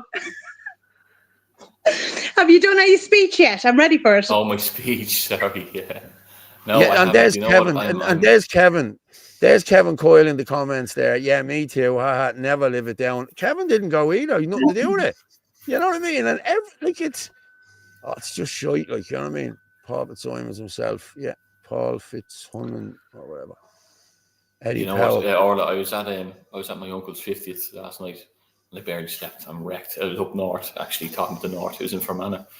So I'm not long home. So I'm kind of dazed here a little bit, but hanging in. I know. I was wondering where the synth was. Yeah, you know what? It's an old throwback. I got this as a centenary. Yeah, it's a constitution on the back of it. Can you see that? Yeah. It's But, my dad has one.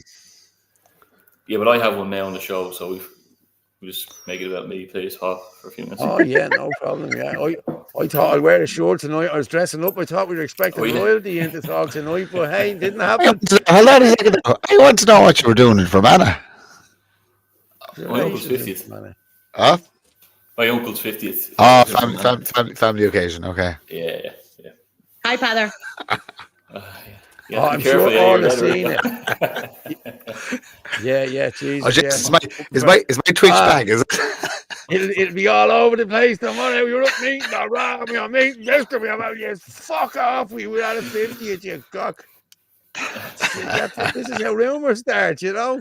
You're better off just saying nothing. No, I was asleep or I was on the gargle somewhere. Don't worry about it. How's your... Oh, look, Patter's on already. Look, fuck's sake. But you've seen the video, Jaden's video, did you? Pather, I've seen your messages. All is forgiven. Love you. Okay, lads, I'm going to just... Now, wait, hang on. One of the lads put up a video. Did it not pull down? I thought it did. Paul, the reason you're wearing that white shirt is to try and show the colour, but when are you going to start going brown? You have to come in out of the bleeding sun to go brown, you know what I mean? Like, seriously, you know what I mean? I thought I pulled that down there. But look at that. I have an offer there for a steak. I'll take that 100%.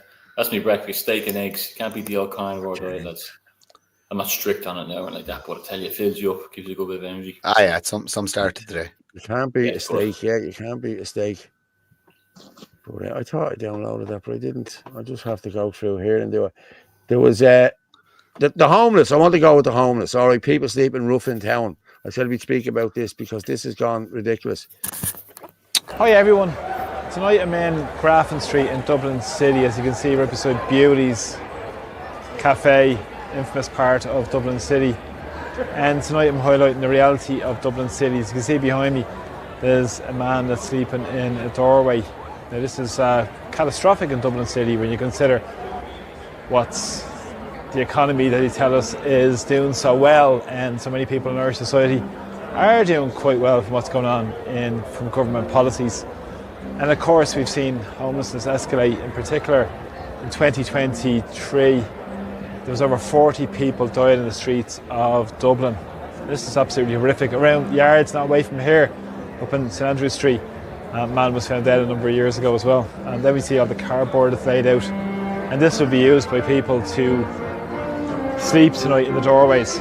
The most recent rough sleeper count in Dublin, so-called rough sleeper count, was 120, and this was conducted about a month ago, and that would encompass the 4 Dublin Council areas such as Fingal Council, South Dublin County Council, Dublin City Council and Dunleary Rathdown.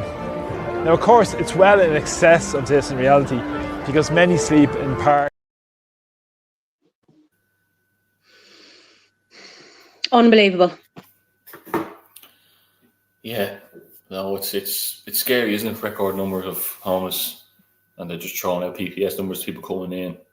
I know. Throwing them houses, no tax, no repairs to their car, no repair costs. I was saying the other day, I think we said it here before, you know, there's people here given houses and apartments, and they've gone home to Ukraine. And people think that, you know, something to do with the Ukrainians, it's the other people coming in, but it's as corrupt there, you know.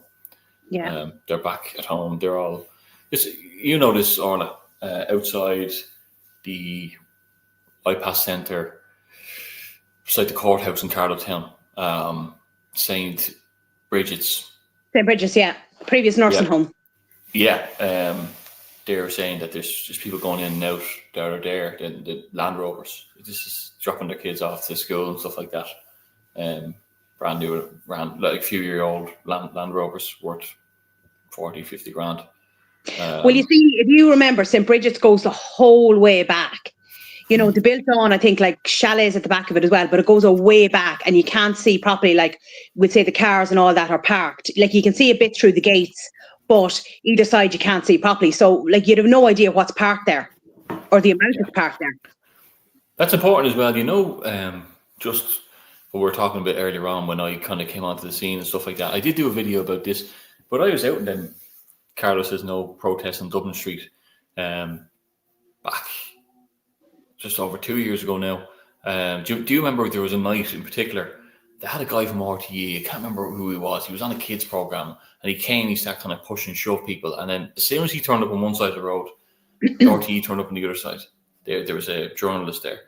It was really interesting. If my friend Paddy is watching, he'll know the name of who I'm talking about. But that was a night as well. I can't remember. You know what? I wouldn't even know what to say. But a squad car pulled out, drove straight up the road with the sirens screaming, and it was a foreign national who was out with a knife in the apartments in Great Cullen. He was out trying to drunk and swinging at people. Oh, yes, that was last year. We were outside the Friary, yes. Oh, that was so funny. I don't mean funny, but like there was hundreds of us on the streets, right? Yeah. And the guards kind of were keeping an eye on us, thinking we were going to be the issue and the issue and the problem. And then a load of Garda cars go flying down, right?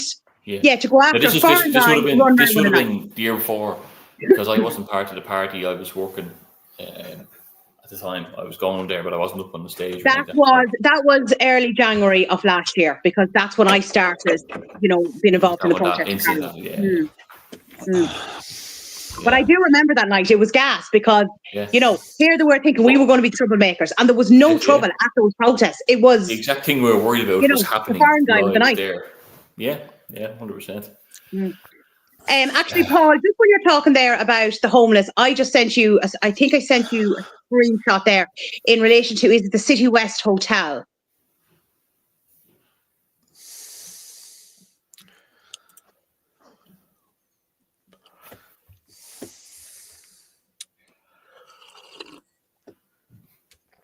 You're muted, Paul. I thought you said you're beautiful, Paul. You're muted, Paul. Okay. Well, yeah. Oh, yeah. That's exactly what I said, Paul. Yeah. You are beautiful, Paul. Okay. Don't encourage him, Martin. I know, Martin. We have mirrors in the gaff. No, beetroot is my favourite colour. Another 100 million. Is this it here? Government report to City West. Another 100 million capital expenditure of taxpayers' money plus untold amounts of ongoing costs. Meanwhile, we have thousands of homeless, a hospital bed crisis, and a small business closing down daily. Immigration first, Ireland second. That's disgraceful, isn't it? Now, there you go, 100 million. So I'm sure the people who are lying on the streets tonight will be delighted to hear that. Hold on here. People on the street. The reality are most are homeless because of addiction. That's a lie. That is a lie. That's a lefty myth. I'm telling you now, because I've met people. I have relations that work in Merchants Quay. A lot of people that are homeless in there are not addicted or not on. I'm being serious with you. It's ridiculous. But to think that I used to be of that, you know what I mean? Owen Sullivan. I hope to see all Irish nationalists and the ordinary Irish good old people in Cork behind us in the Cork for the protest. This is about walking with pride, not shame, under this flag. Yeah. Don't worry, Owen, we'll all be there. And as you know, drinks are on you again. Thanks so much.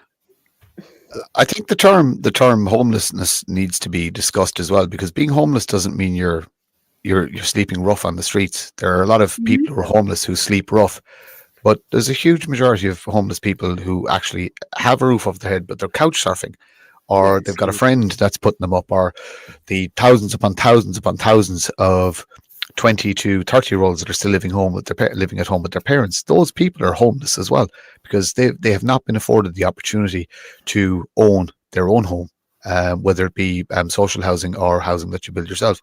So homelessness is, there are rough sleepers who are homeless, and they obviously deserve and must be helped first. But what about the thousands upon thousands upon thousands of people who are homeless, but you know what I mean? They're lucky enough to have a couch, or you know, they can stay at their sister's gaff, or a friend is putting them up, or like, look at the amount of people around the country that are living out of cars and vans. Mm-hmm. Yeah, you know, yeah. It's disgraceful. It's absolutely disgraceful. And then there's the bones of probably 250,000 people in the iPass system now at this stage, or other forms of people trafficking scams, where they have food, water, roof over their head, all the luxuries that you can ask for. Yet there's mothers and children, you know, literally don't know where they're going at the end of every week. Like, yeah. And there's someone just just said, addicted or not, our homeless need help. They're ours, and absolutely, I agree. And Paul, you're saying there, look, you know, there was, you know, maybe before this mass immigration camp problem, there was a lot of addiction issues. There still is a lot of addiction issues, you know, because the drugs is gotten completely uncontrollable, what's coming into this country. But what's happened also is inflation, with the lack of rising wages. They've brought people in to, you see the queues for these houses, Irish people can't afford it, you know. So they pushed the Irish out of the market, so the young cannot afford to have that family life that we all once afforded. Although I would say I wasn't really affording an affordable family life at my age either. I was kind of coming into that, you know. So there's a lot more homeless people who are working, who are good, upstanding people in this country, who pay their tax, and they're still not entitled to a normal life, what used to be a normal life. Paul, did I send you on that video or the article on that guy who is disabled? I'll play that one in a minute. I just want to play Leon's video here. This was earlier on, I think, or it was last night, I think it was. The people of Basin Street, you were told that there's no more iPass going in there. So what happened was, there's 20 people living under the bridge in Finglas. Just watch this video. This is a good video, I have to say, because the lads went. Are you all right? You sound like you're having some sort of a fish or something. No, he's all right. You're like heavy breathing or something. Yeah, we play this one here and have a listen. How you doing, folks? The people of Basin Lane, Dublin 8, have donated all this stuff for the homeless and Finglas. Up here, living on the M50. It's all Irish. Might be 15 to 20 people up here. But this is what we have to do. Connect. Stick together. Look after each other. Irish people need to be looked after first. Not second, and Paddy last. There you go. Clothes. How's the food there for them? Sandwiches. Loads of stuff there. Clothes. Box there for the food now. Fair play, Dublin 8. Fair play, Leon. Thank you very much, Dublin 8. Have a box of it. Give bits and bobs. Sandwiches are there in boxes and all. Fresh ones. He's not know me, Leon Bradley, yeah. Now look at this. Our people are being left in the middle of nowhere. If they walk through all here to go and help our own Irish homeless. It's an absolute fucking national disgrace. Yeah, boys, look. There's a load of sandwiches there. All the protesters down in Dublin 8 there and Basin Lanes that they're giving this down, yeah? All in the packets and all there, fresh. Tell them they come from Dublin 8. Dublin 8, Basin Lane there. They donated that down to us. Huh? Yeah, that's it, Incy Corner. They're all protesting down there. Come on, lads, come here. But you all know me. They now donated that to us there, right? All fresh sambos before they go to waste, boys, right? Give them to you before anyone else. Protesting down there, yeah. 24-hour protest. They have a camp set up there. Down to you. Look after our own people before anyone else, lads. You used to be getting fucking hotels and it's a fucking joke. No, they won't. Yeah. No, see them. Straight away, boom. Listen, when they come in, yeah, they get council, boom, straight to a hotel or something. Yeah, hotel or an office block done up for them. No. You lose your home in Ireland, you get stuffed in the gutter. Yeah. Over here in the other tunnel, is there? Many people up there. Yeah, I know. How many Sound. people's on it? It's about 12, 14, isn't it? How many is in there?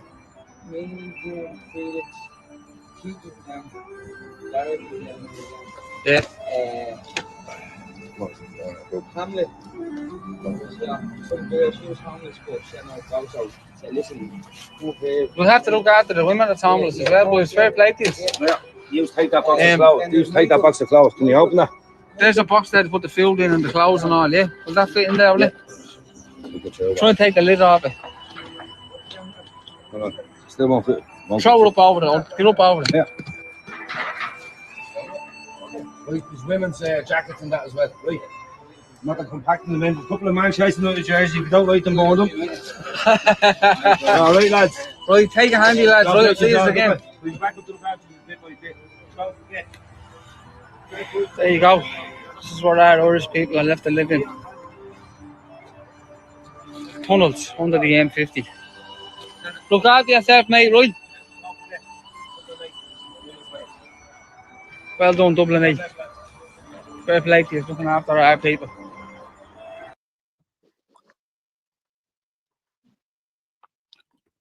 It's great to see, isn't it?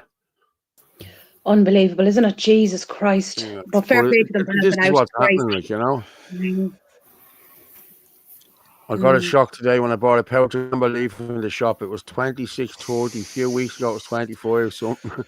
Several months ago, it was 23. Yeah, everything is going up through the roof, mate. Yeah, Like, yeah. I went into Dunn's the other day. And I used to do the shopping in the house up until, I'd say, January or February. I stopped doing it. And you used to get 3 steaks for 11 quid in Dunn's. That's what it was. Religiously, 3 steaks for 11 quid. The same steaks now are 17 quid. Like, within not even 6 months, like, you know what I mean? It's gone through the roof. And the money is not going up, you know what I mean? People are not being paid more money, you know what I mean? It's horrendous what's happening, like.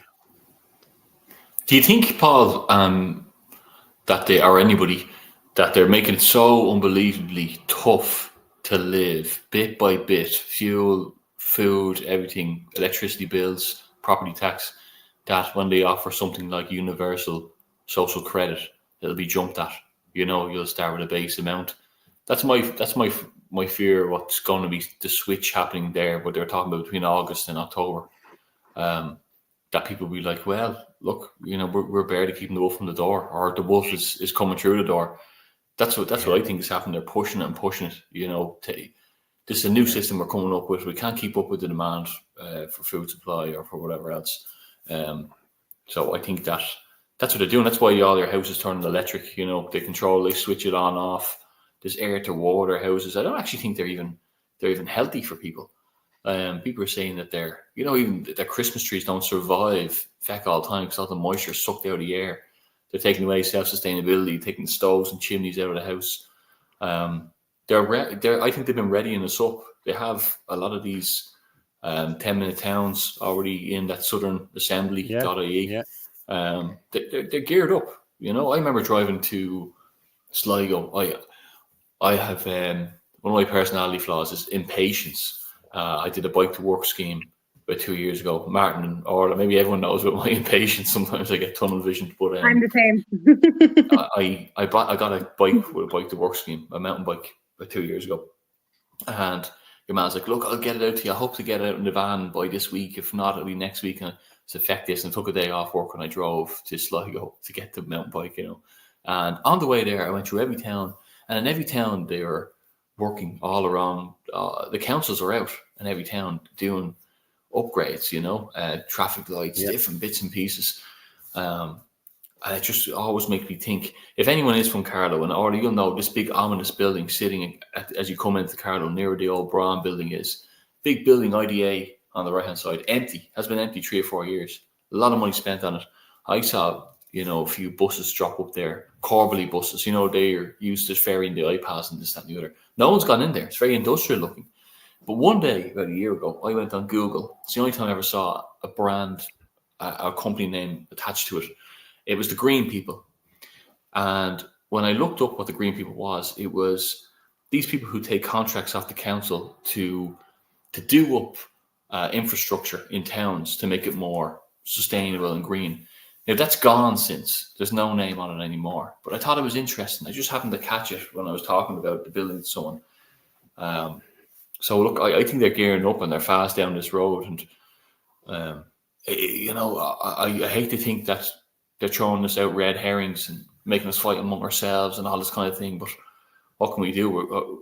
We're not wise to all these plans. We're trying to catch up with them. We're reacting. And that's what we're trying to do with Ireland First, trying to make a party that's not reacting anymore, that's building and prepping. Because someone said to me, politics isn't going to sort this. It's going to be a 1 million man march in the Dáil. And we're going to tell, look, you've had enough time, get out. But who do you replace them with? You need to find the most honest people you can replace them with the expertise you can.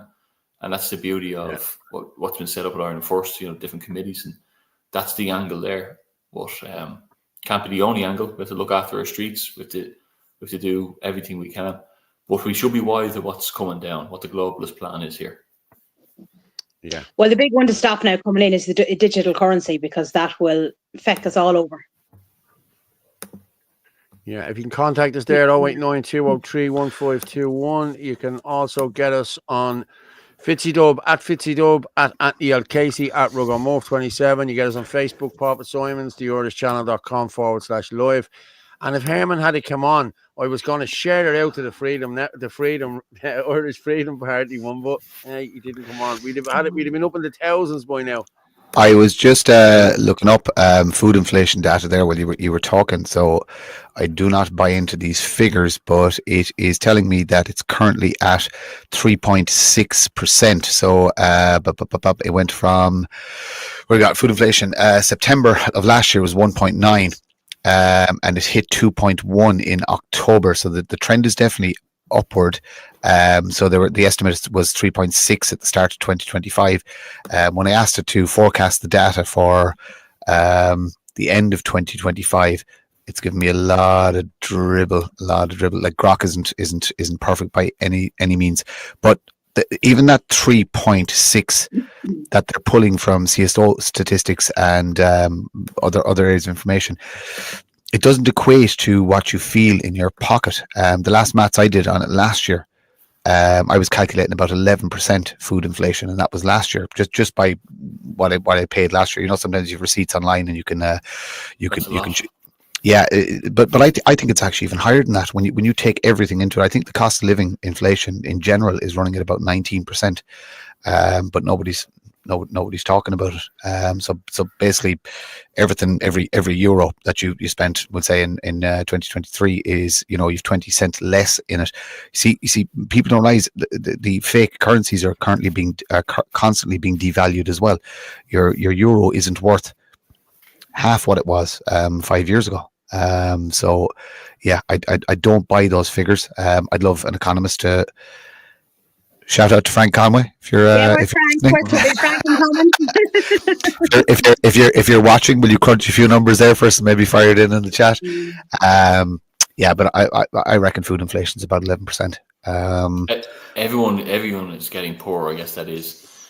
Yeah. Do you ever hear talking about economists? They use a rule from the New Testament, the book of Matthew, the Matthew principle, and it's not a rule, but it's they derive the rule from it that to those who have everything more. Yeah, more Martin, you look gorgeous. Yeah. Perfect. It's perfect now. Sorry, you were saying the Matthew rule. No, your grandpa. No, fuck it. Right, I'll leave it off. Yeah, Martin's too busy like looking at himself. No, it's just fix me here. Leave me alone. The phrase is to those who have everything, more will be given, and to those who have nothing, everything will be taken. And that's what we're seeing now. The poor getting poorer, the rich getting more rich, and they're very but Anthony, we don't need to worry soon, because we'll soon own nothing, but we'll be happy. Yeah. Barbecue at all the time. We wrote that. Barbecue at my house. Who? Klaus Schwab, who said that in his great reset. Yeah. But that's what that's what's up on the walls this year. Sorry, Anthony. What's up on the walls all in the last 6 months is the UN sustainability goals, and I know because they're trying to get our kids to take their favorite one home and paint it and bring it back in. that's also in the colleges. You know, some people in my come on group where, you know, it's all push for this now. So they're ramping up. Yeah, I know. It's gone ridiculous, like it really has, you know. What did you say to me, Orla? You said Can a you play video. the video in relation to the man? His name is Owen, who is disabled. When did you send me that, Orla? Today? Today, yesterday. I'm seeing it. Black girl. I lose track. I'm doing too much social media. Can I resign? I need a holiday. Yeah. I'm seeing COVID mRNA. I'm not seeing any man in the fucking wheelchair. I'm not seeing anyone in the wheelchair. Orla, sorry. Did I not send it on? I had it up on my own. I had it up on my own page. Hi, guys. Okay, do you know what I want to play here? There was a guy caught filming kids out in Dundrum today, and the people confronted him. But watch this guy. This is happening all around the country. Stop taking videos of little kids. There's little kids over there. That's fucking sickening. Delete the videos. They're literal little kids. Delete the video. Yeah, that's why. That's not cute. You're a man. That's not your child. You're a fucking pedophile. No, I'm calling the guards. That's fucked up. Yeah, have you admit on camera as well? That's disgusting. I'm calling the guards now, honestly. That's the deleted. That's the deleted file. And empty that. How do you empty that? I don't have an Android, so someone else knows. It has to go into reasonably. If the guards be on the way, they're going to confiscate it anyway, pal. Unbelievable. That's happening all around the country. That's happening. It is. I seen a guy doing it last week, and I told him to fuck. I really did. He was walking behind the woman. I said, "Hey, mate, come on, fuck off. You can't be filming kids." Now, she wasn't a kid, but it didn't matter. I just said that, you know what I mean? And he just Tom called it out there in Newbridge as well, the playground, hiding behind the trees. And like, the scary thing about it is as well, child trafficking is one of the biggest industries in some of the countries that these people are coming from. And that's the scary thing. What are they taking a photo? Who are they sending it to? You know, because that's what the scary thing is. You really have to watch your kids. Like, and we're not scaremongering at all. We can see crime going through the roof. If you can't see it, then turn off RTE and start cluing in a bit more to the likes of this. Because we're really, really scary times here, lads. Join in with Shinadina if you want to do something about it. We're all about solutions. Get out and patrol your neighborhood. Get out and patrol everywhere you can, your estates, where these things are happening. Create awareness, at least. Have the conversation with people. Someone's just posting in there, without avoiding the question by saying you're setting up a committee, what has Ireland Force got to offer around education, health, housing and job creation?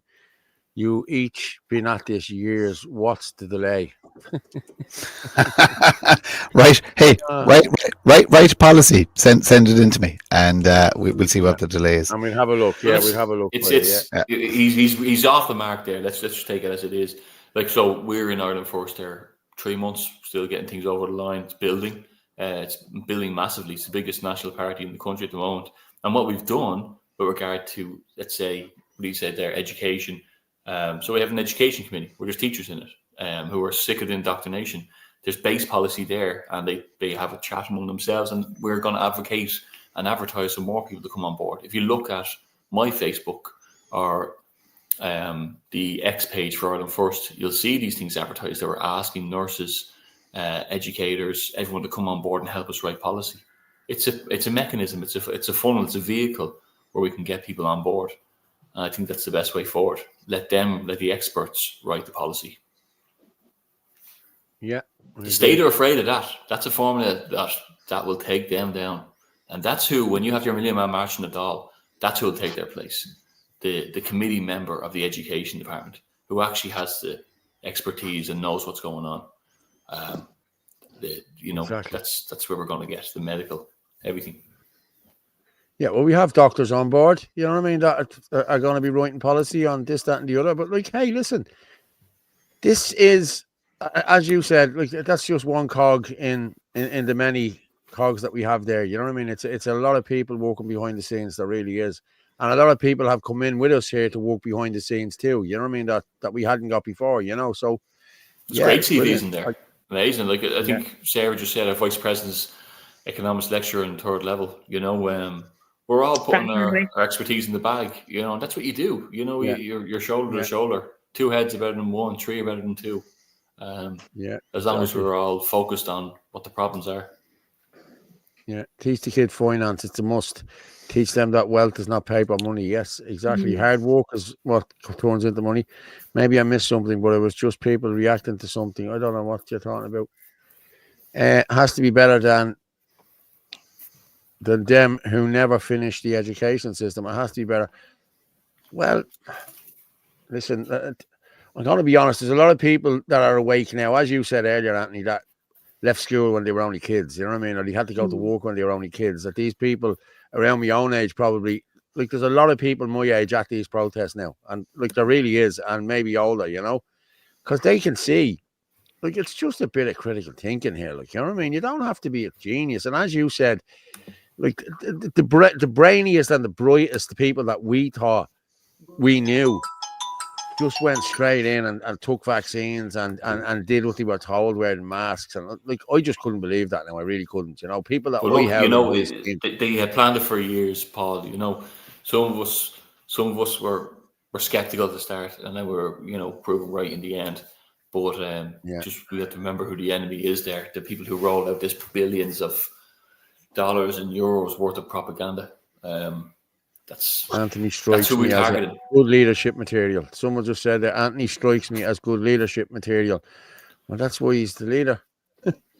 You know? But it's not about intelligence. It's about indoctrination. It's, you know, remember we watched that interview and a psychologist was saying it's about people that have spent years and years and years in college and they're so used to being told what to do, you know? Yeah, they become trusting of these systems. But not Paul, because Paul has been around 164 years, so he's seen everything. Yeah, we need policy on drugs. Sorry. Yeah. Sorry, where does it say that? You're probably you can stay going the way you're going. You'll get to it. I'd say. What's your policy about drugs? What do you mean? We haven't got a fully fledged policy on that, but we all know what the issue is there. So again, it's there's a lot of networking to do, and the more people on board, the more we can do these things. Because look, you need the Maritime and Sovereignty Act actually deals with a lot of the drugs issue in the country, because it would cut 90% of what's coming into the country. You know what I mean? So there's not much natural drug production in the country, bar a couple of small time weed growers and stuff like that. But in relation to hardcore Class A drugs, the majority of them are brought in by sea. So the Maritime and Sovereignty Act that we've written actually deals with that, because it's about being an island nation with a massive naval fleet and a patrolling fleet that is literally circling our waters 24/7. You know what I mean? It also revitalizes all the coastal towns by having a kind of a small naval base in every coastal town in the country. It's interesting. It's, you know, easily paid for. You know what I mean? Creates employment. You know, we don't need a massive terrestrial army, but we do need a massive navy as an island nation. And it also gives youngsters a reason to stay in the country and skills. You know, get your engineering degree through the navy, get your whatever degree. You know, your apprenticeship through the navy, etc., etc., etc. But you can do that through the navy. You can do that, but then you have to buy yourself out. It's because we've trained you. Have you seen it? But you can watch on the news the other night. Yeah, but all of this can be changed relatively easy. As in, you could do it. Sorry, I know. You just have to do a certain amount of years. If you're trained to be whatever, plumber, electrician, engineer, whatever, you just have to do a certain amount of years, because they pay for the college, and then after that, then you're free to go. And I just see was it news, or somebody put up about the Deliveroo driver and the sniff. There was a Deliveroo driver, Brazilian, was only caught there with was it €10,000 worth of drugs or something like that. You know, another Brazilian. So yeah, I seen that a few weeks ago. Magic mushrooms apparently helped the Vikings in battles. Lol. Jeez, when I was a young fella, it's probably one of them Vikings. I'm being honest with you. Like, it can't beat the mushies. I remember years ago going up the Deer Park. When you're only a young fella, you'd pick them. And you get lost in the fields. You'd be there for 10 hours walking around the fields. You wouldn't know how to get out of the field or anything. It was mental. But they were the good old days. You can make an argument in relation to drugs that if it grows in the ground naturally, humans were meant to have it. If it's created by man, we're not meant to have it. There's an interesting. That's my take on drugs. I'm not a huge fan of escapism. But you can make the argument that, you know, I enjoy a pint and you get similar effects when you consume alcohol. Your body becomes intoxicated, and it is a form of escape. I don't like the concept of escapism as a whole, that, you know, you use drugs as a crutch to escape from things that are going wrong in your life, or, you know, whatever, dealing with pain and stuff like that. But as for medicinal purposes, psilocybin has been proven to be massively helpful to those suffering from PTSD and etc. You know, there's huge studies done on it. You know, cannabis or weed use has been used to diminish the effects of, I think, with Parkinson's and other things. So, like I said, if it grows in the ground, epilepsy as well, I think. Yeah, if it grows in the ground. That Johns Hopkins College over in they do a massive work with psilocybin. Stopping people smoking and everything. You know. So, like I said, if it grows in the ground, we were meant to have it. If man has created it, we weren't meant to have it. So, cocaine is the biggest problem that the country is dealing with at the minute in relation to drugs. And cocaine is not natural; it is man-made through horrible chemical process and stuff like that. And like I said, any drugs like that are created by man should not be in society. They do harm. They don't do good. But like I said, if it grows in the ground and you treat it with respect, and it's used properly for the proper purposes, I don't have an issue with it. You know, but like I said, once you start using something as a crutch or something to deal with pain or escapism, then it's a problem. It's not good for you. Paul, there's a comment there that I just wanted to address. Which one? Just it's back a bit. Anthony, you sound more like a politician day by day, avoiding the questions of policies other than immigration. The party working on.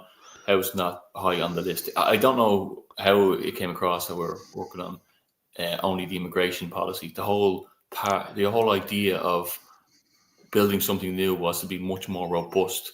If you were to look at the structure, which is heavily advertised, of Ireland First, you'll see all the different policies in committees in place covering all things that are going wrong with this country. So I'm wide enough to know that I won't have the solution, or Martin won't have the solution for all these things, that we can pull out base policy and try and network people into these committees and let the experts feel this. And that's our whole approach. So certainly not avoiding anything. In fact, I made sure I highlighted and addressed your comment about that. So if that's the case, Martin, things that grow in the tree is fine as well. So I really should start drinking more Bulmers, because that's just natural with the apples. Opium grows in the ground. Yeah. Does it though? Is it so? The opium that the Eastern societies used to use is not what is peddled to the market nowadays. It's a completely different substance. So the old chasing the dragon, so to speak. It was smoked. It wasn't injected. So there's a huge difference. I know that they used to take it in liquid form as well back in the day, like almost like laudanum. So look, the drugs issue is always going to be an issue. Will you ever win the war on drugs? No, that war can never be won. Can you moderate the negative effects drug use has on society? Absolutely. Can you educate people? And okay, I talk about hope a lot. Okay, you have massive. Paul, you would remember Dublin in the 80s with the heroin crisis and stuff like that. What was also going on at the time in the 80s? It was spawning from the 70s and into the 80s. Mass unemployment. There was no work. There was no hope. So that's where you get these massive drug problems. It's the same in disadvantaged socioeconomic areas. You have higher. You don't have higher drug use. You have higher negative effects to drug use, because fucking the uppies are on fucking drugs as well. Like the farmers are on drugs and everybody's on drugs, but you have massive negative effects. What you need to do is try to negate the negative effects. You have to target the big fish who are profiteering from other people's misery. It's exactly the same as the immigration crisis at the minute. We need to target the big fish who are profiteering from other people's misery. It's the same across every aspect of life. Target the big shift, target the government for not doing their job. They're the big fish. We need to target them for creating negativity in our society. So that's where we need to look. So it's the big fish. You need the big drug dealers. You need to go after people bringing it into the country, people facilitating it. Target them, long prison sentences, massive seizures, cab seizures, etc., etc., etc. Make it unpalatable to be a drug dealer, and then give the people who have been consumed by these nefarious products, give them hope, give them solutions, give them ways out, give them programs, give them education, give them whatever they need just to live a really, really, really good life. You know what I mean? Whether it be housing or employment or whatever you do, tax breaks, whatever you do. Do you know what I mean? But give them hope. That is the most important thing you can give any man or woman. Give them hope they will succeed. Yeah, it's very important, because we often say that, Martin, don't we? That if we're talking about the problems, we'd like to talk about the solutions at the back end of it as well. That's what we're always trying to share. And look, you're never going to fix society as a whole, but you must at least give every single person the option to get out of it. Do you know what I mean? So, and I wouldn't be a huge fan of even prison sentences for drug use. I'd be big. I think support service, rehabilitation, etc. Now the dealers, fuck you, you're going to prison. You know what I mean? And I think you should get fucking hard labor as well. Do you know what I mean? If you're hurting society, you should feel a little bit of the pain. Prison shouldn't be comfy for certain things that fucking certain things. People come out addicts from prison. You know, there's a lot of eyes being turned, to not see. But there are some great rehab centres across the country. Some of them very expensive, and if you can't always get the sponsorship, but if that was more affordable, that'd be a great start. People can go through a sponsorship route as long as they know that they should be in their contact with their local, with their local drug advisory agency, Citizens Information maybe, and start working on that. Yeah, absolutely. Yeah, that's a good comment there about the methadone clinics. I'm going to jump off because I thought it was good. Somebody made a joke and said Orla's on acid. Sorry, I'm too young for that. You may ask Paul about it. He remembers about the magic mushrooms as well. I'm going to let you drop off, mate. Okay, because you look very tired, and I think we put to bed all the other shit. So yeah, I think we're good. Fair play. You can head off. I'll talk to you in the morning, right? Yeah, okay. God bless. Take it easy. Bye. Nice. Oh yeah, sorry. What did you say? I think it's about 2 comments back. It was there. Methadone clinics are big business, lifetime. Yeah, it's true, but it's not just illegal. It's these pharmaceutical companies, you know what I mean? These are not curing anyone. These are just prolonging the illness. They're feeding the illness. If you cure somebody, they're no longer a customer. So it suits them to prolong the illness and keep feeding you. I'm going to be honest with you. I was on Nexium for years because after I fell off the cliff, and I told you, you've all know this story. I'm not going to tell it again. Okay, the viewers don't know, but I won't tell them. That's a whole other show. But what happened was I was in hospital and I was getting Difene into me. I was in that much pain, and that they said it ruined my stomach, and it was giving me heartburn all the time. So they put me on these Nexium. Now I was on them for 28 years since I fell off the cliff. So I was on them for a good 20 years.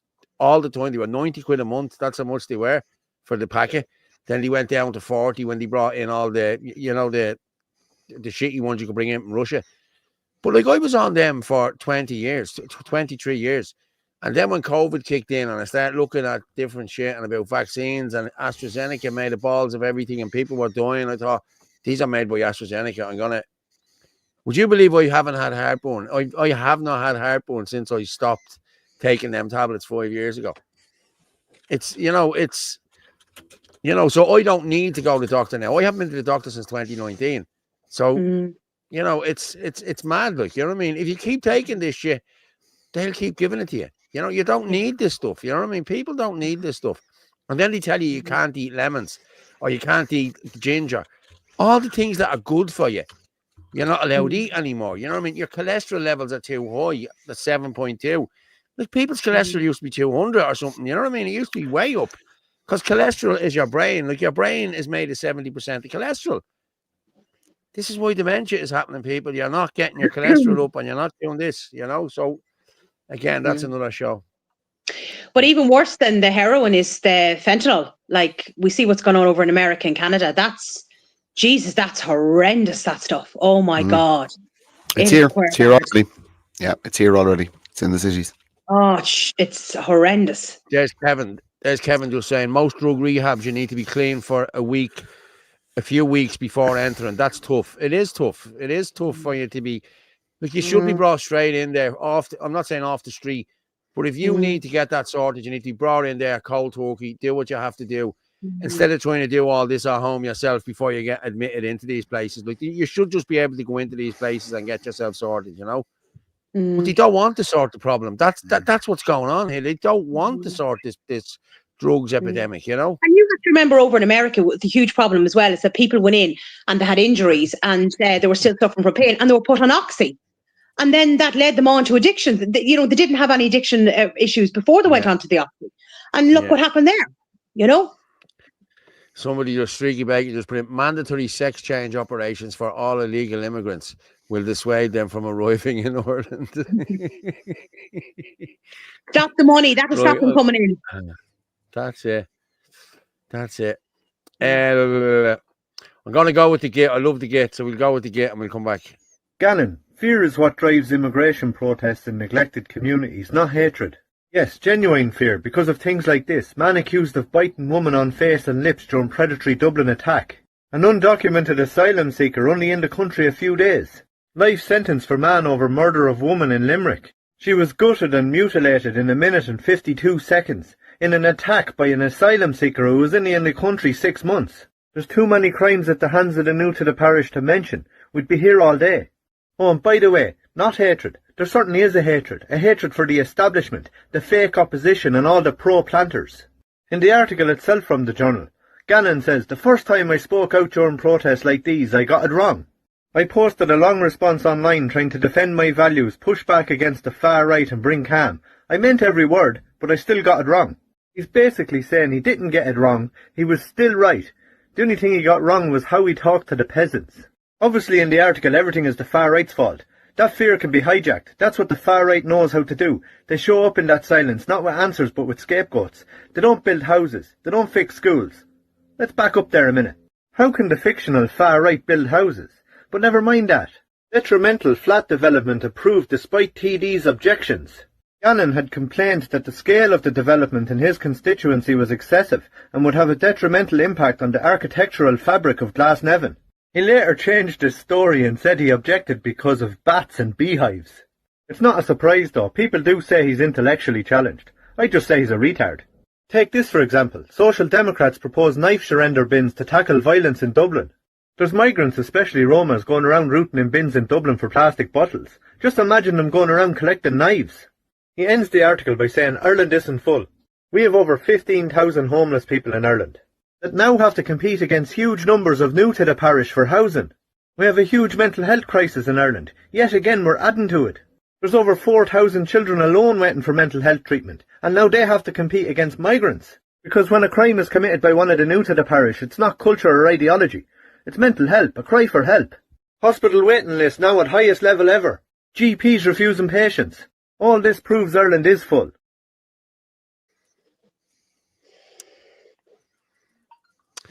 There's no one like the gay, I have to say. He's very good. Very good. Brilliant. He's brilliant. People, if you keep sharing this out there, we're at the hitting 1,000 there now. You can get us on Fitzy Dub, Anthony Casey, Rugger Morph, Facebook, Papa Simons, and www.yourschannel.com/live. You can also buy us a coffee if you want, or a Bulmers, or whatever tickets you fancy. And there you go. We've just exceeded 1,000 views. Keep sharing, everyone. We've just another 10 or 15 minutes left. We can go over if we want, but I think we've had it's been warm. It's been a warm day, I have to say. You know what I mean? But it's great in sunshine. Everyone's in good spirits. Everybody's in great form. But I have to say, I was coming back over the M50 today, and as soon as I hit the top of the N32, it was like everybody was heading for Hout. Everybody was either heading for Hout or Malahide or Portmarnock, and it was just mental. I swear to God, it was manic. The HSE have 25 beds to detox sufferers. That's for 20. Jesus Christ. Like, that's disgraceful. Like, they should have 25 beds in Dublin. You know, they should. How you call him? Fair play. You call him. Colin's a friend of mine. He listens all the time. Colin's only at the getting over esophageal cancer, and fair play to you, Colin. You're doing very well, mate. Keep tuning in. I will be over for a coffee with you tomorrow or the next day. I will drop over, mate. But when you get older, you can't eat tomatoes. Repeats on you.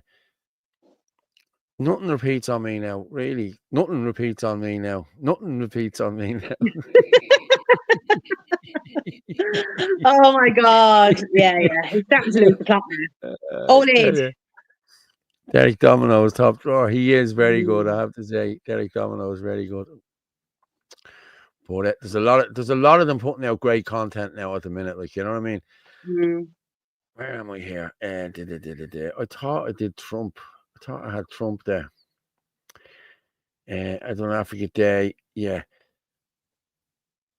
Jeez, I thought I had Trump there. But no, I have. But listen, I'm going to play your man Paul Treviard. Is that his name? I think he's brilliant.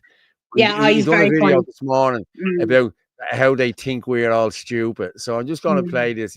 Listen, I like him. He's good. He's very good. You literally could not make this up.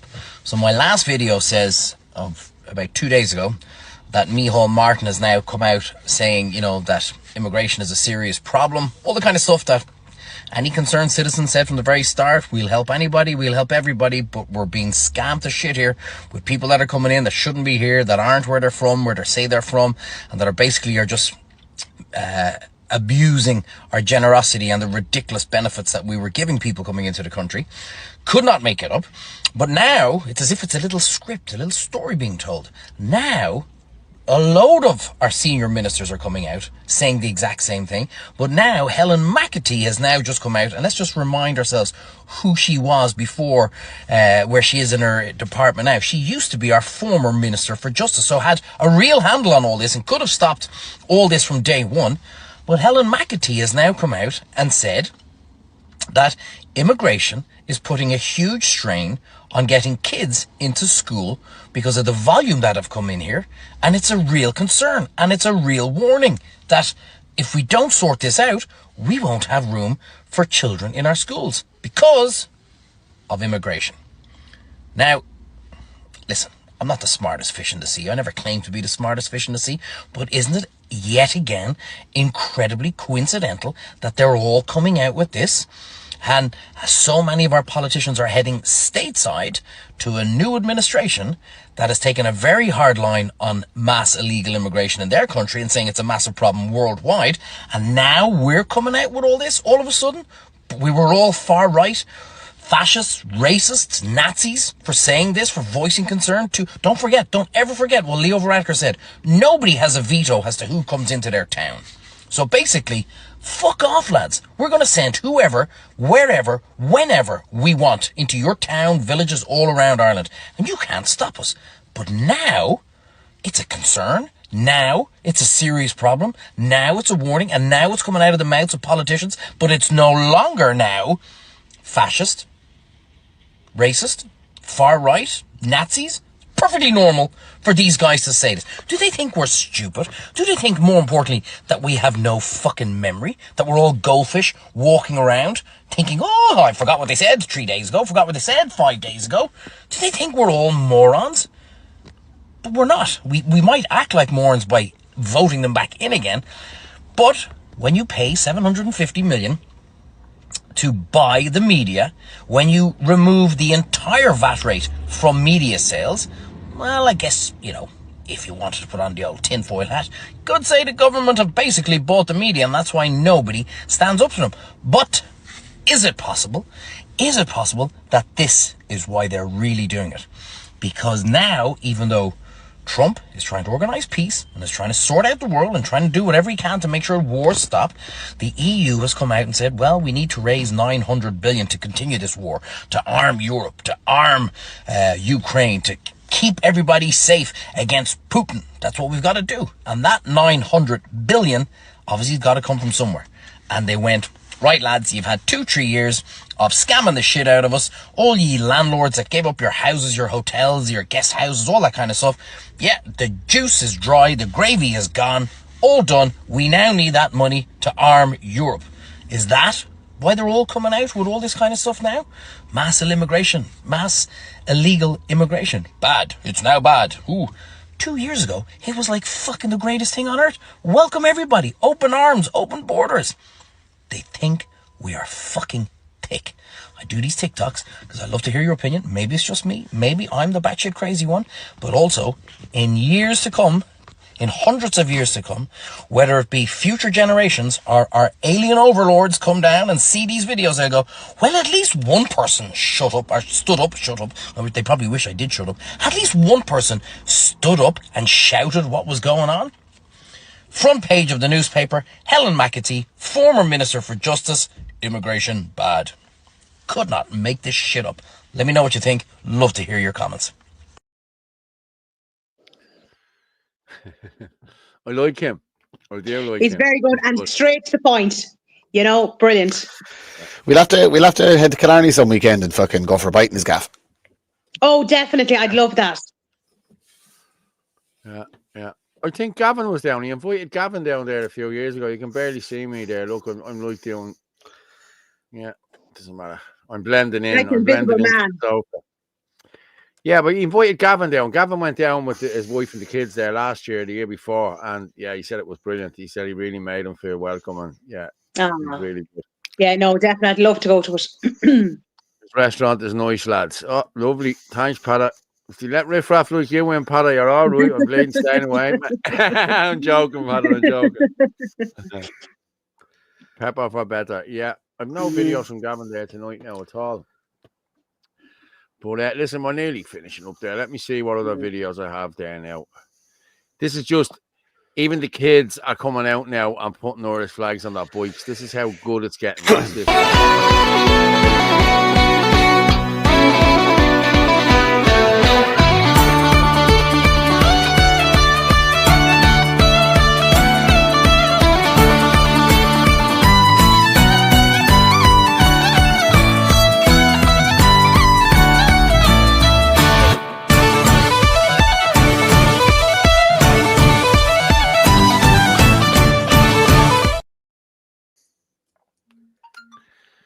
Brilliant.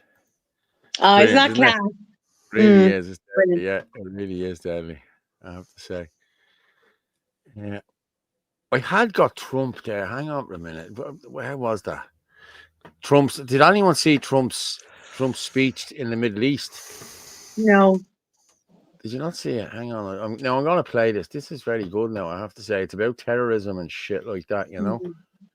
What's that happening there? We're trying to jumping onto this. We play this and we'll finish up then after. Okay. I just need to go in and get. I've heard it. So, share. President Trump talks on terrorism. So, here we go. Men and women, they seek great futures to build, great national projects to join, and a place for their families to call home. But this untapped potential, this tremendous cause of optimism, is held at bay by bloodshed and terror. There can be no coexistence with this violence. There can be no tolerating it, no accepting it, no excusing it, and no ignoring it. Every time a terrorist murders an innocent person and falsely invokes the name of God, it should be an insult to every person of faith. Terrorists do not worship God. They worship death. If we do not act against this organized terror, then we know what will happen and what will be the end result.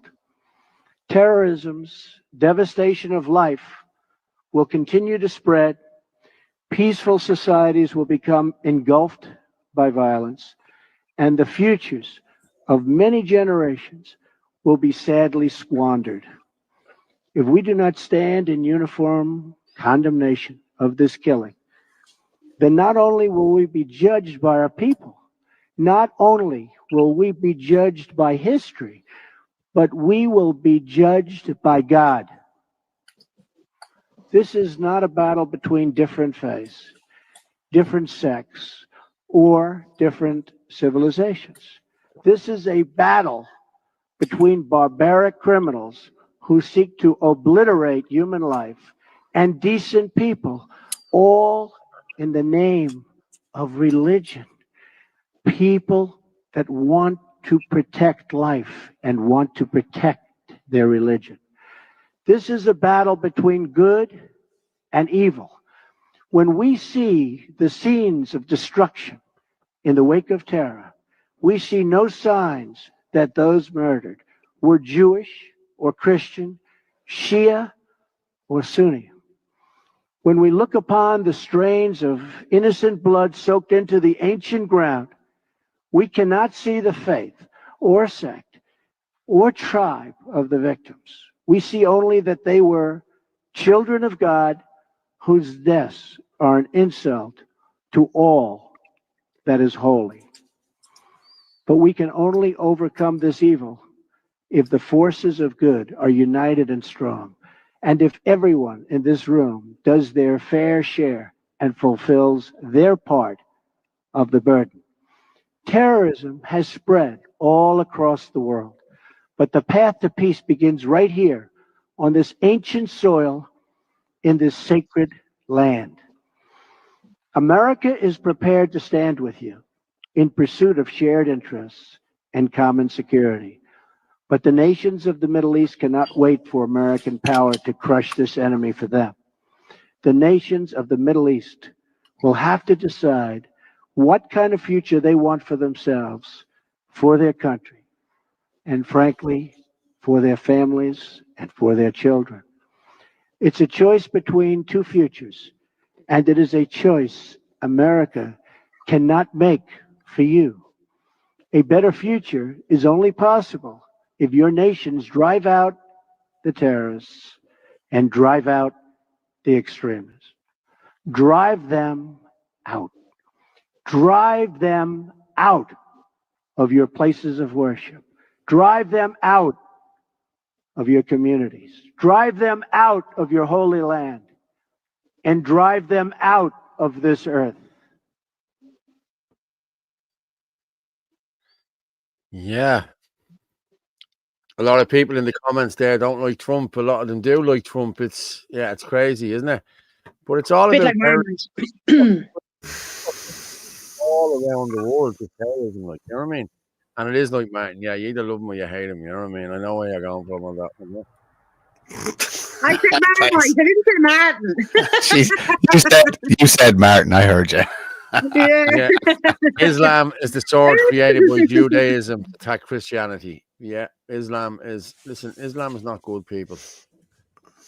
You guys should look up Sean Ryan show. He interviews ex-CIA. I've watched that one. The ex-CIA, the woman, I've seen that, and I've seen that. Very good interviews. Drive them all out of the doll. Strong borders, keep the peace. It's true, and that man has closed the borders over there. It's, you know. We need to come over here and close our borders. Well, yeah, that's what we need. I don't like and a good high control electric fence around it. I don't like it myself, Frankie, to be honest with you. But I do know people in America who think he's doing a great job, and then I also know people who think he's shit at what he's doing, and he's a dictator and all this shit. Listen, it is what it is. Like, you know what I mean? Look, I think time will tell. Him, you know? Yeah, but time will tell. Yeah. I like Trump. He's not perfect. I find him funny. Well, listen, get Ricky Gervais to run the bleeding country then, you know what I mean? If you're looking for someone who's funny, I'm not being smart or but like, I don't think he's funny at all. People, the media portray him as funny all the time, you know what I mean? Like, you see the shite that they talk about here about him, you know what I mean? And it's all bullshit. You know it's all bullshit, you know what I mean? Morph is bleeding deadly. Trump is a handicap. Good man, fella. Only slagging Paul. He's sound. Right, people. And do you want to talk about anything else there before we go? Because I thought I'd sent on that video, but maybe I sent on the news article of it because I featured it twice on my page of the man that was disabled. So I think it's worth mentioning. His name is Owen, and he's only in his 20s. He had an accident and he's in a wheelchair now for life. And he spent, 2.5 years in the rehab hospital as well. And he is not entitled to disability allowance. because Explain that to me. his partner earns too much money or she's over the threshold. But the man is permanently disabled. But yet every Tom, Dick and Harry can come into this country and get free money, free housing, free medical card, etc., etc. And one of our own who is disabled for life is not entitled to anything. It's an absolute and utter disgrace. You didn't send it on to me. I'm looking for it here. Yeah, I'd love to find out Right. what. And imagine I sent you maybe the news article. Yeah, if we can, maybe if you're midweek show, if you can pull that video again, and if we can even find out which department, what actual office declined his application. He said he did not meet the criteria for the means Yeah, test. but that individual office, the human that made that decision to this paralyzed young man, the person who made that decision to cancel that needs to be named and shamed. The signature on that letter, whoever said that this person was not entitled to, I don't care if his partner is a millionaire and won the lotto 6 times. If you're that disabled, you deserve support. It's as simple as that. He is paralysed, if I'm correct, from the neck down. Disgraceful. Whoever signed that letter, you should be ashamed of yourself. You should hang yourself. But as I said, every Mohammed that's coming into the country is getting social welfare. It's Has any of you seen the video circulating today of the 3 black kids walking into someone's house and just sitting on the put it sofa? up, yeah. That's an old. That's an old. Is that on, Paul? Did he not? Was he not a TikToker that ended up eventually got a custodial sentence for doing it? Is that not an old video? It's a different guy. It's 3 young men. 3. Yeah, it was a TikToker that used to do that. Yeah, but is it the same guy? Oh, I don't know. Just check the date. These look like they're teenagers. Yeah, no, there was a TikToker that used to do that, and I think eventually he got arrested for. He ended up in court for it. And I think I thought he got a custodial Let's sentence. go with this just to see, is it him? I don't know. We'll play this. These 3. Imagine doing this to a family with little kids, right? Look at this.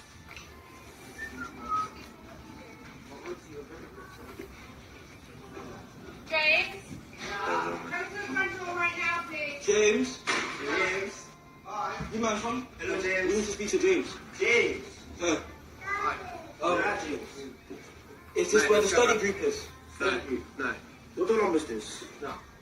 Study group.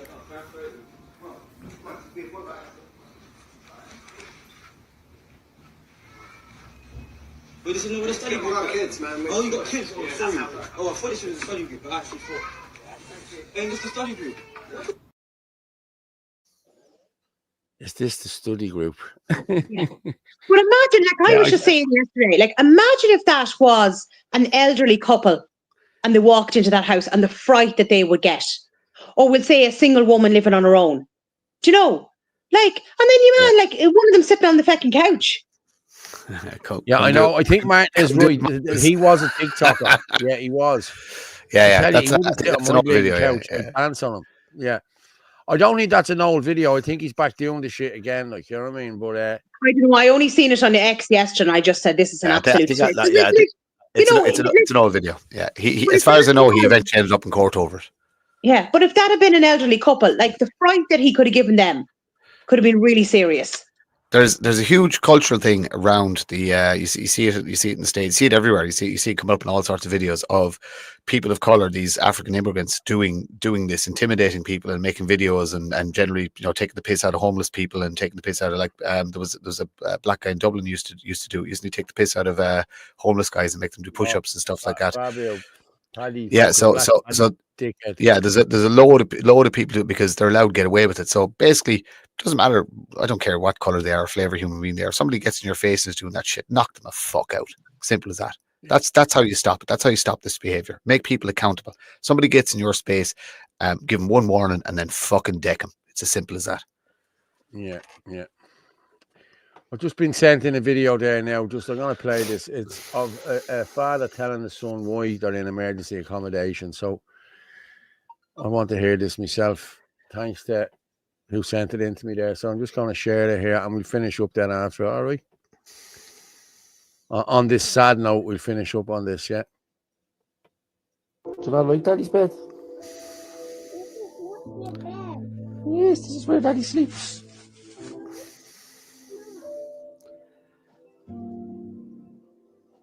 This is Daddy's bed.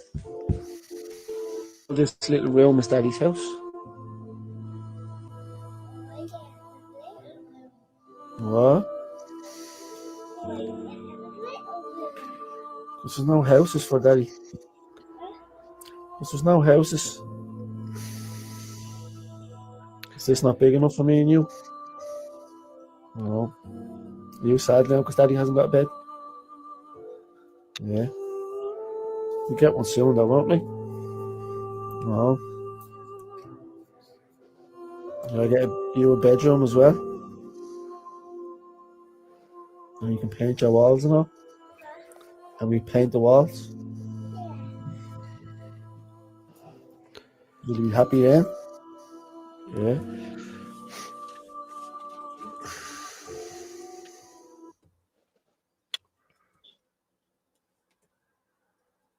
No, that is so sad, isn't it?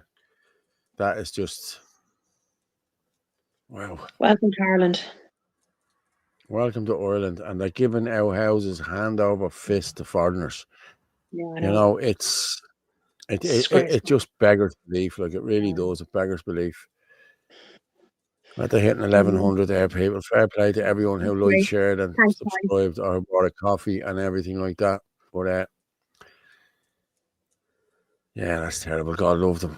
You know, it really is bad. Thanks for a great show tonight, guys. God bless. Thanks, yeah, Daniel. no problem. That's terrible. Listen, guys, we finish up then. Martin, I'm going to drop you down there. You can come back up in a minute. You can send off that link to the others there. And thanks for the input tonight. Thanks for putting everything to bed tonight. And just thanks for coming up and helping us tonight. Cheers, brother. Thanks very much. All as usual, it's been emotional. Thank you very much. And listen, we got through a good bit of stuff, like, you know what I mean? So I'll talk to you in a few minutes. I'll just drop you down. Okay. So I'll throw myself up there on my Sweeney. Let the lion roar. How's Padder again? Look, I love it. I love Padder. I do. Yup, Fitzy, make the lion roar. Great show, lads. Well done. Thanks very much, everyone. Good night, guys. Good night. See you soon. Our people are suffering. They are suffering. But thanks. I hope we can get them sorted. You know what I mean? I really do. Great show. Good night and God bless. Great show. Great show. Thank you very much. Take it easy, everyone. Thank you very much to everyone who contributed and sent in messages and sent in texts.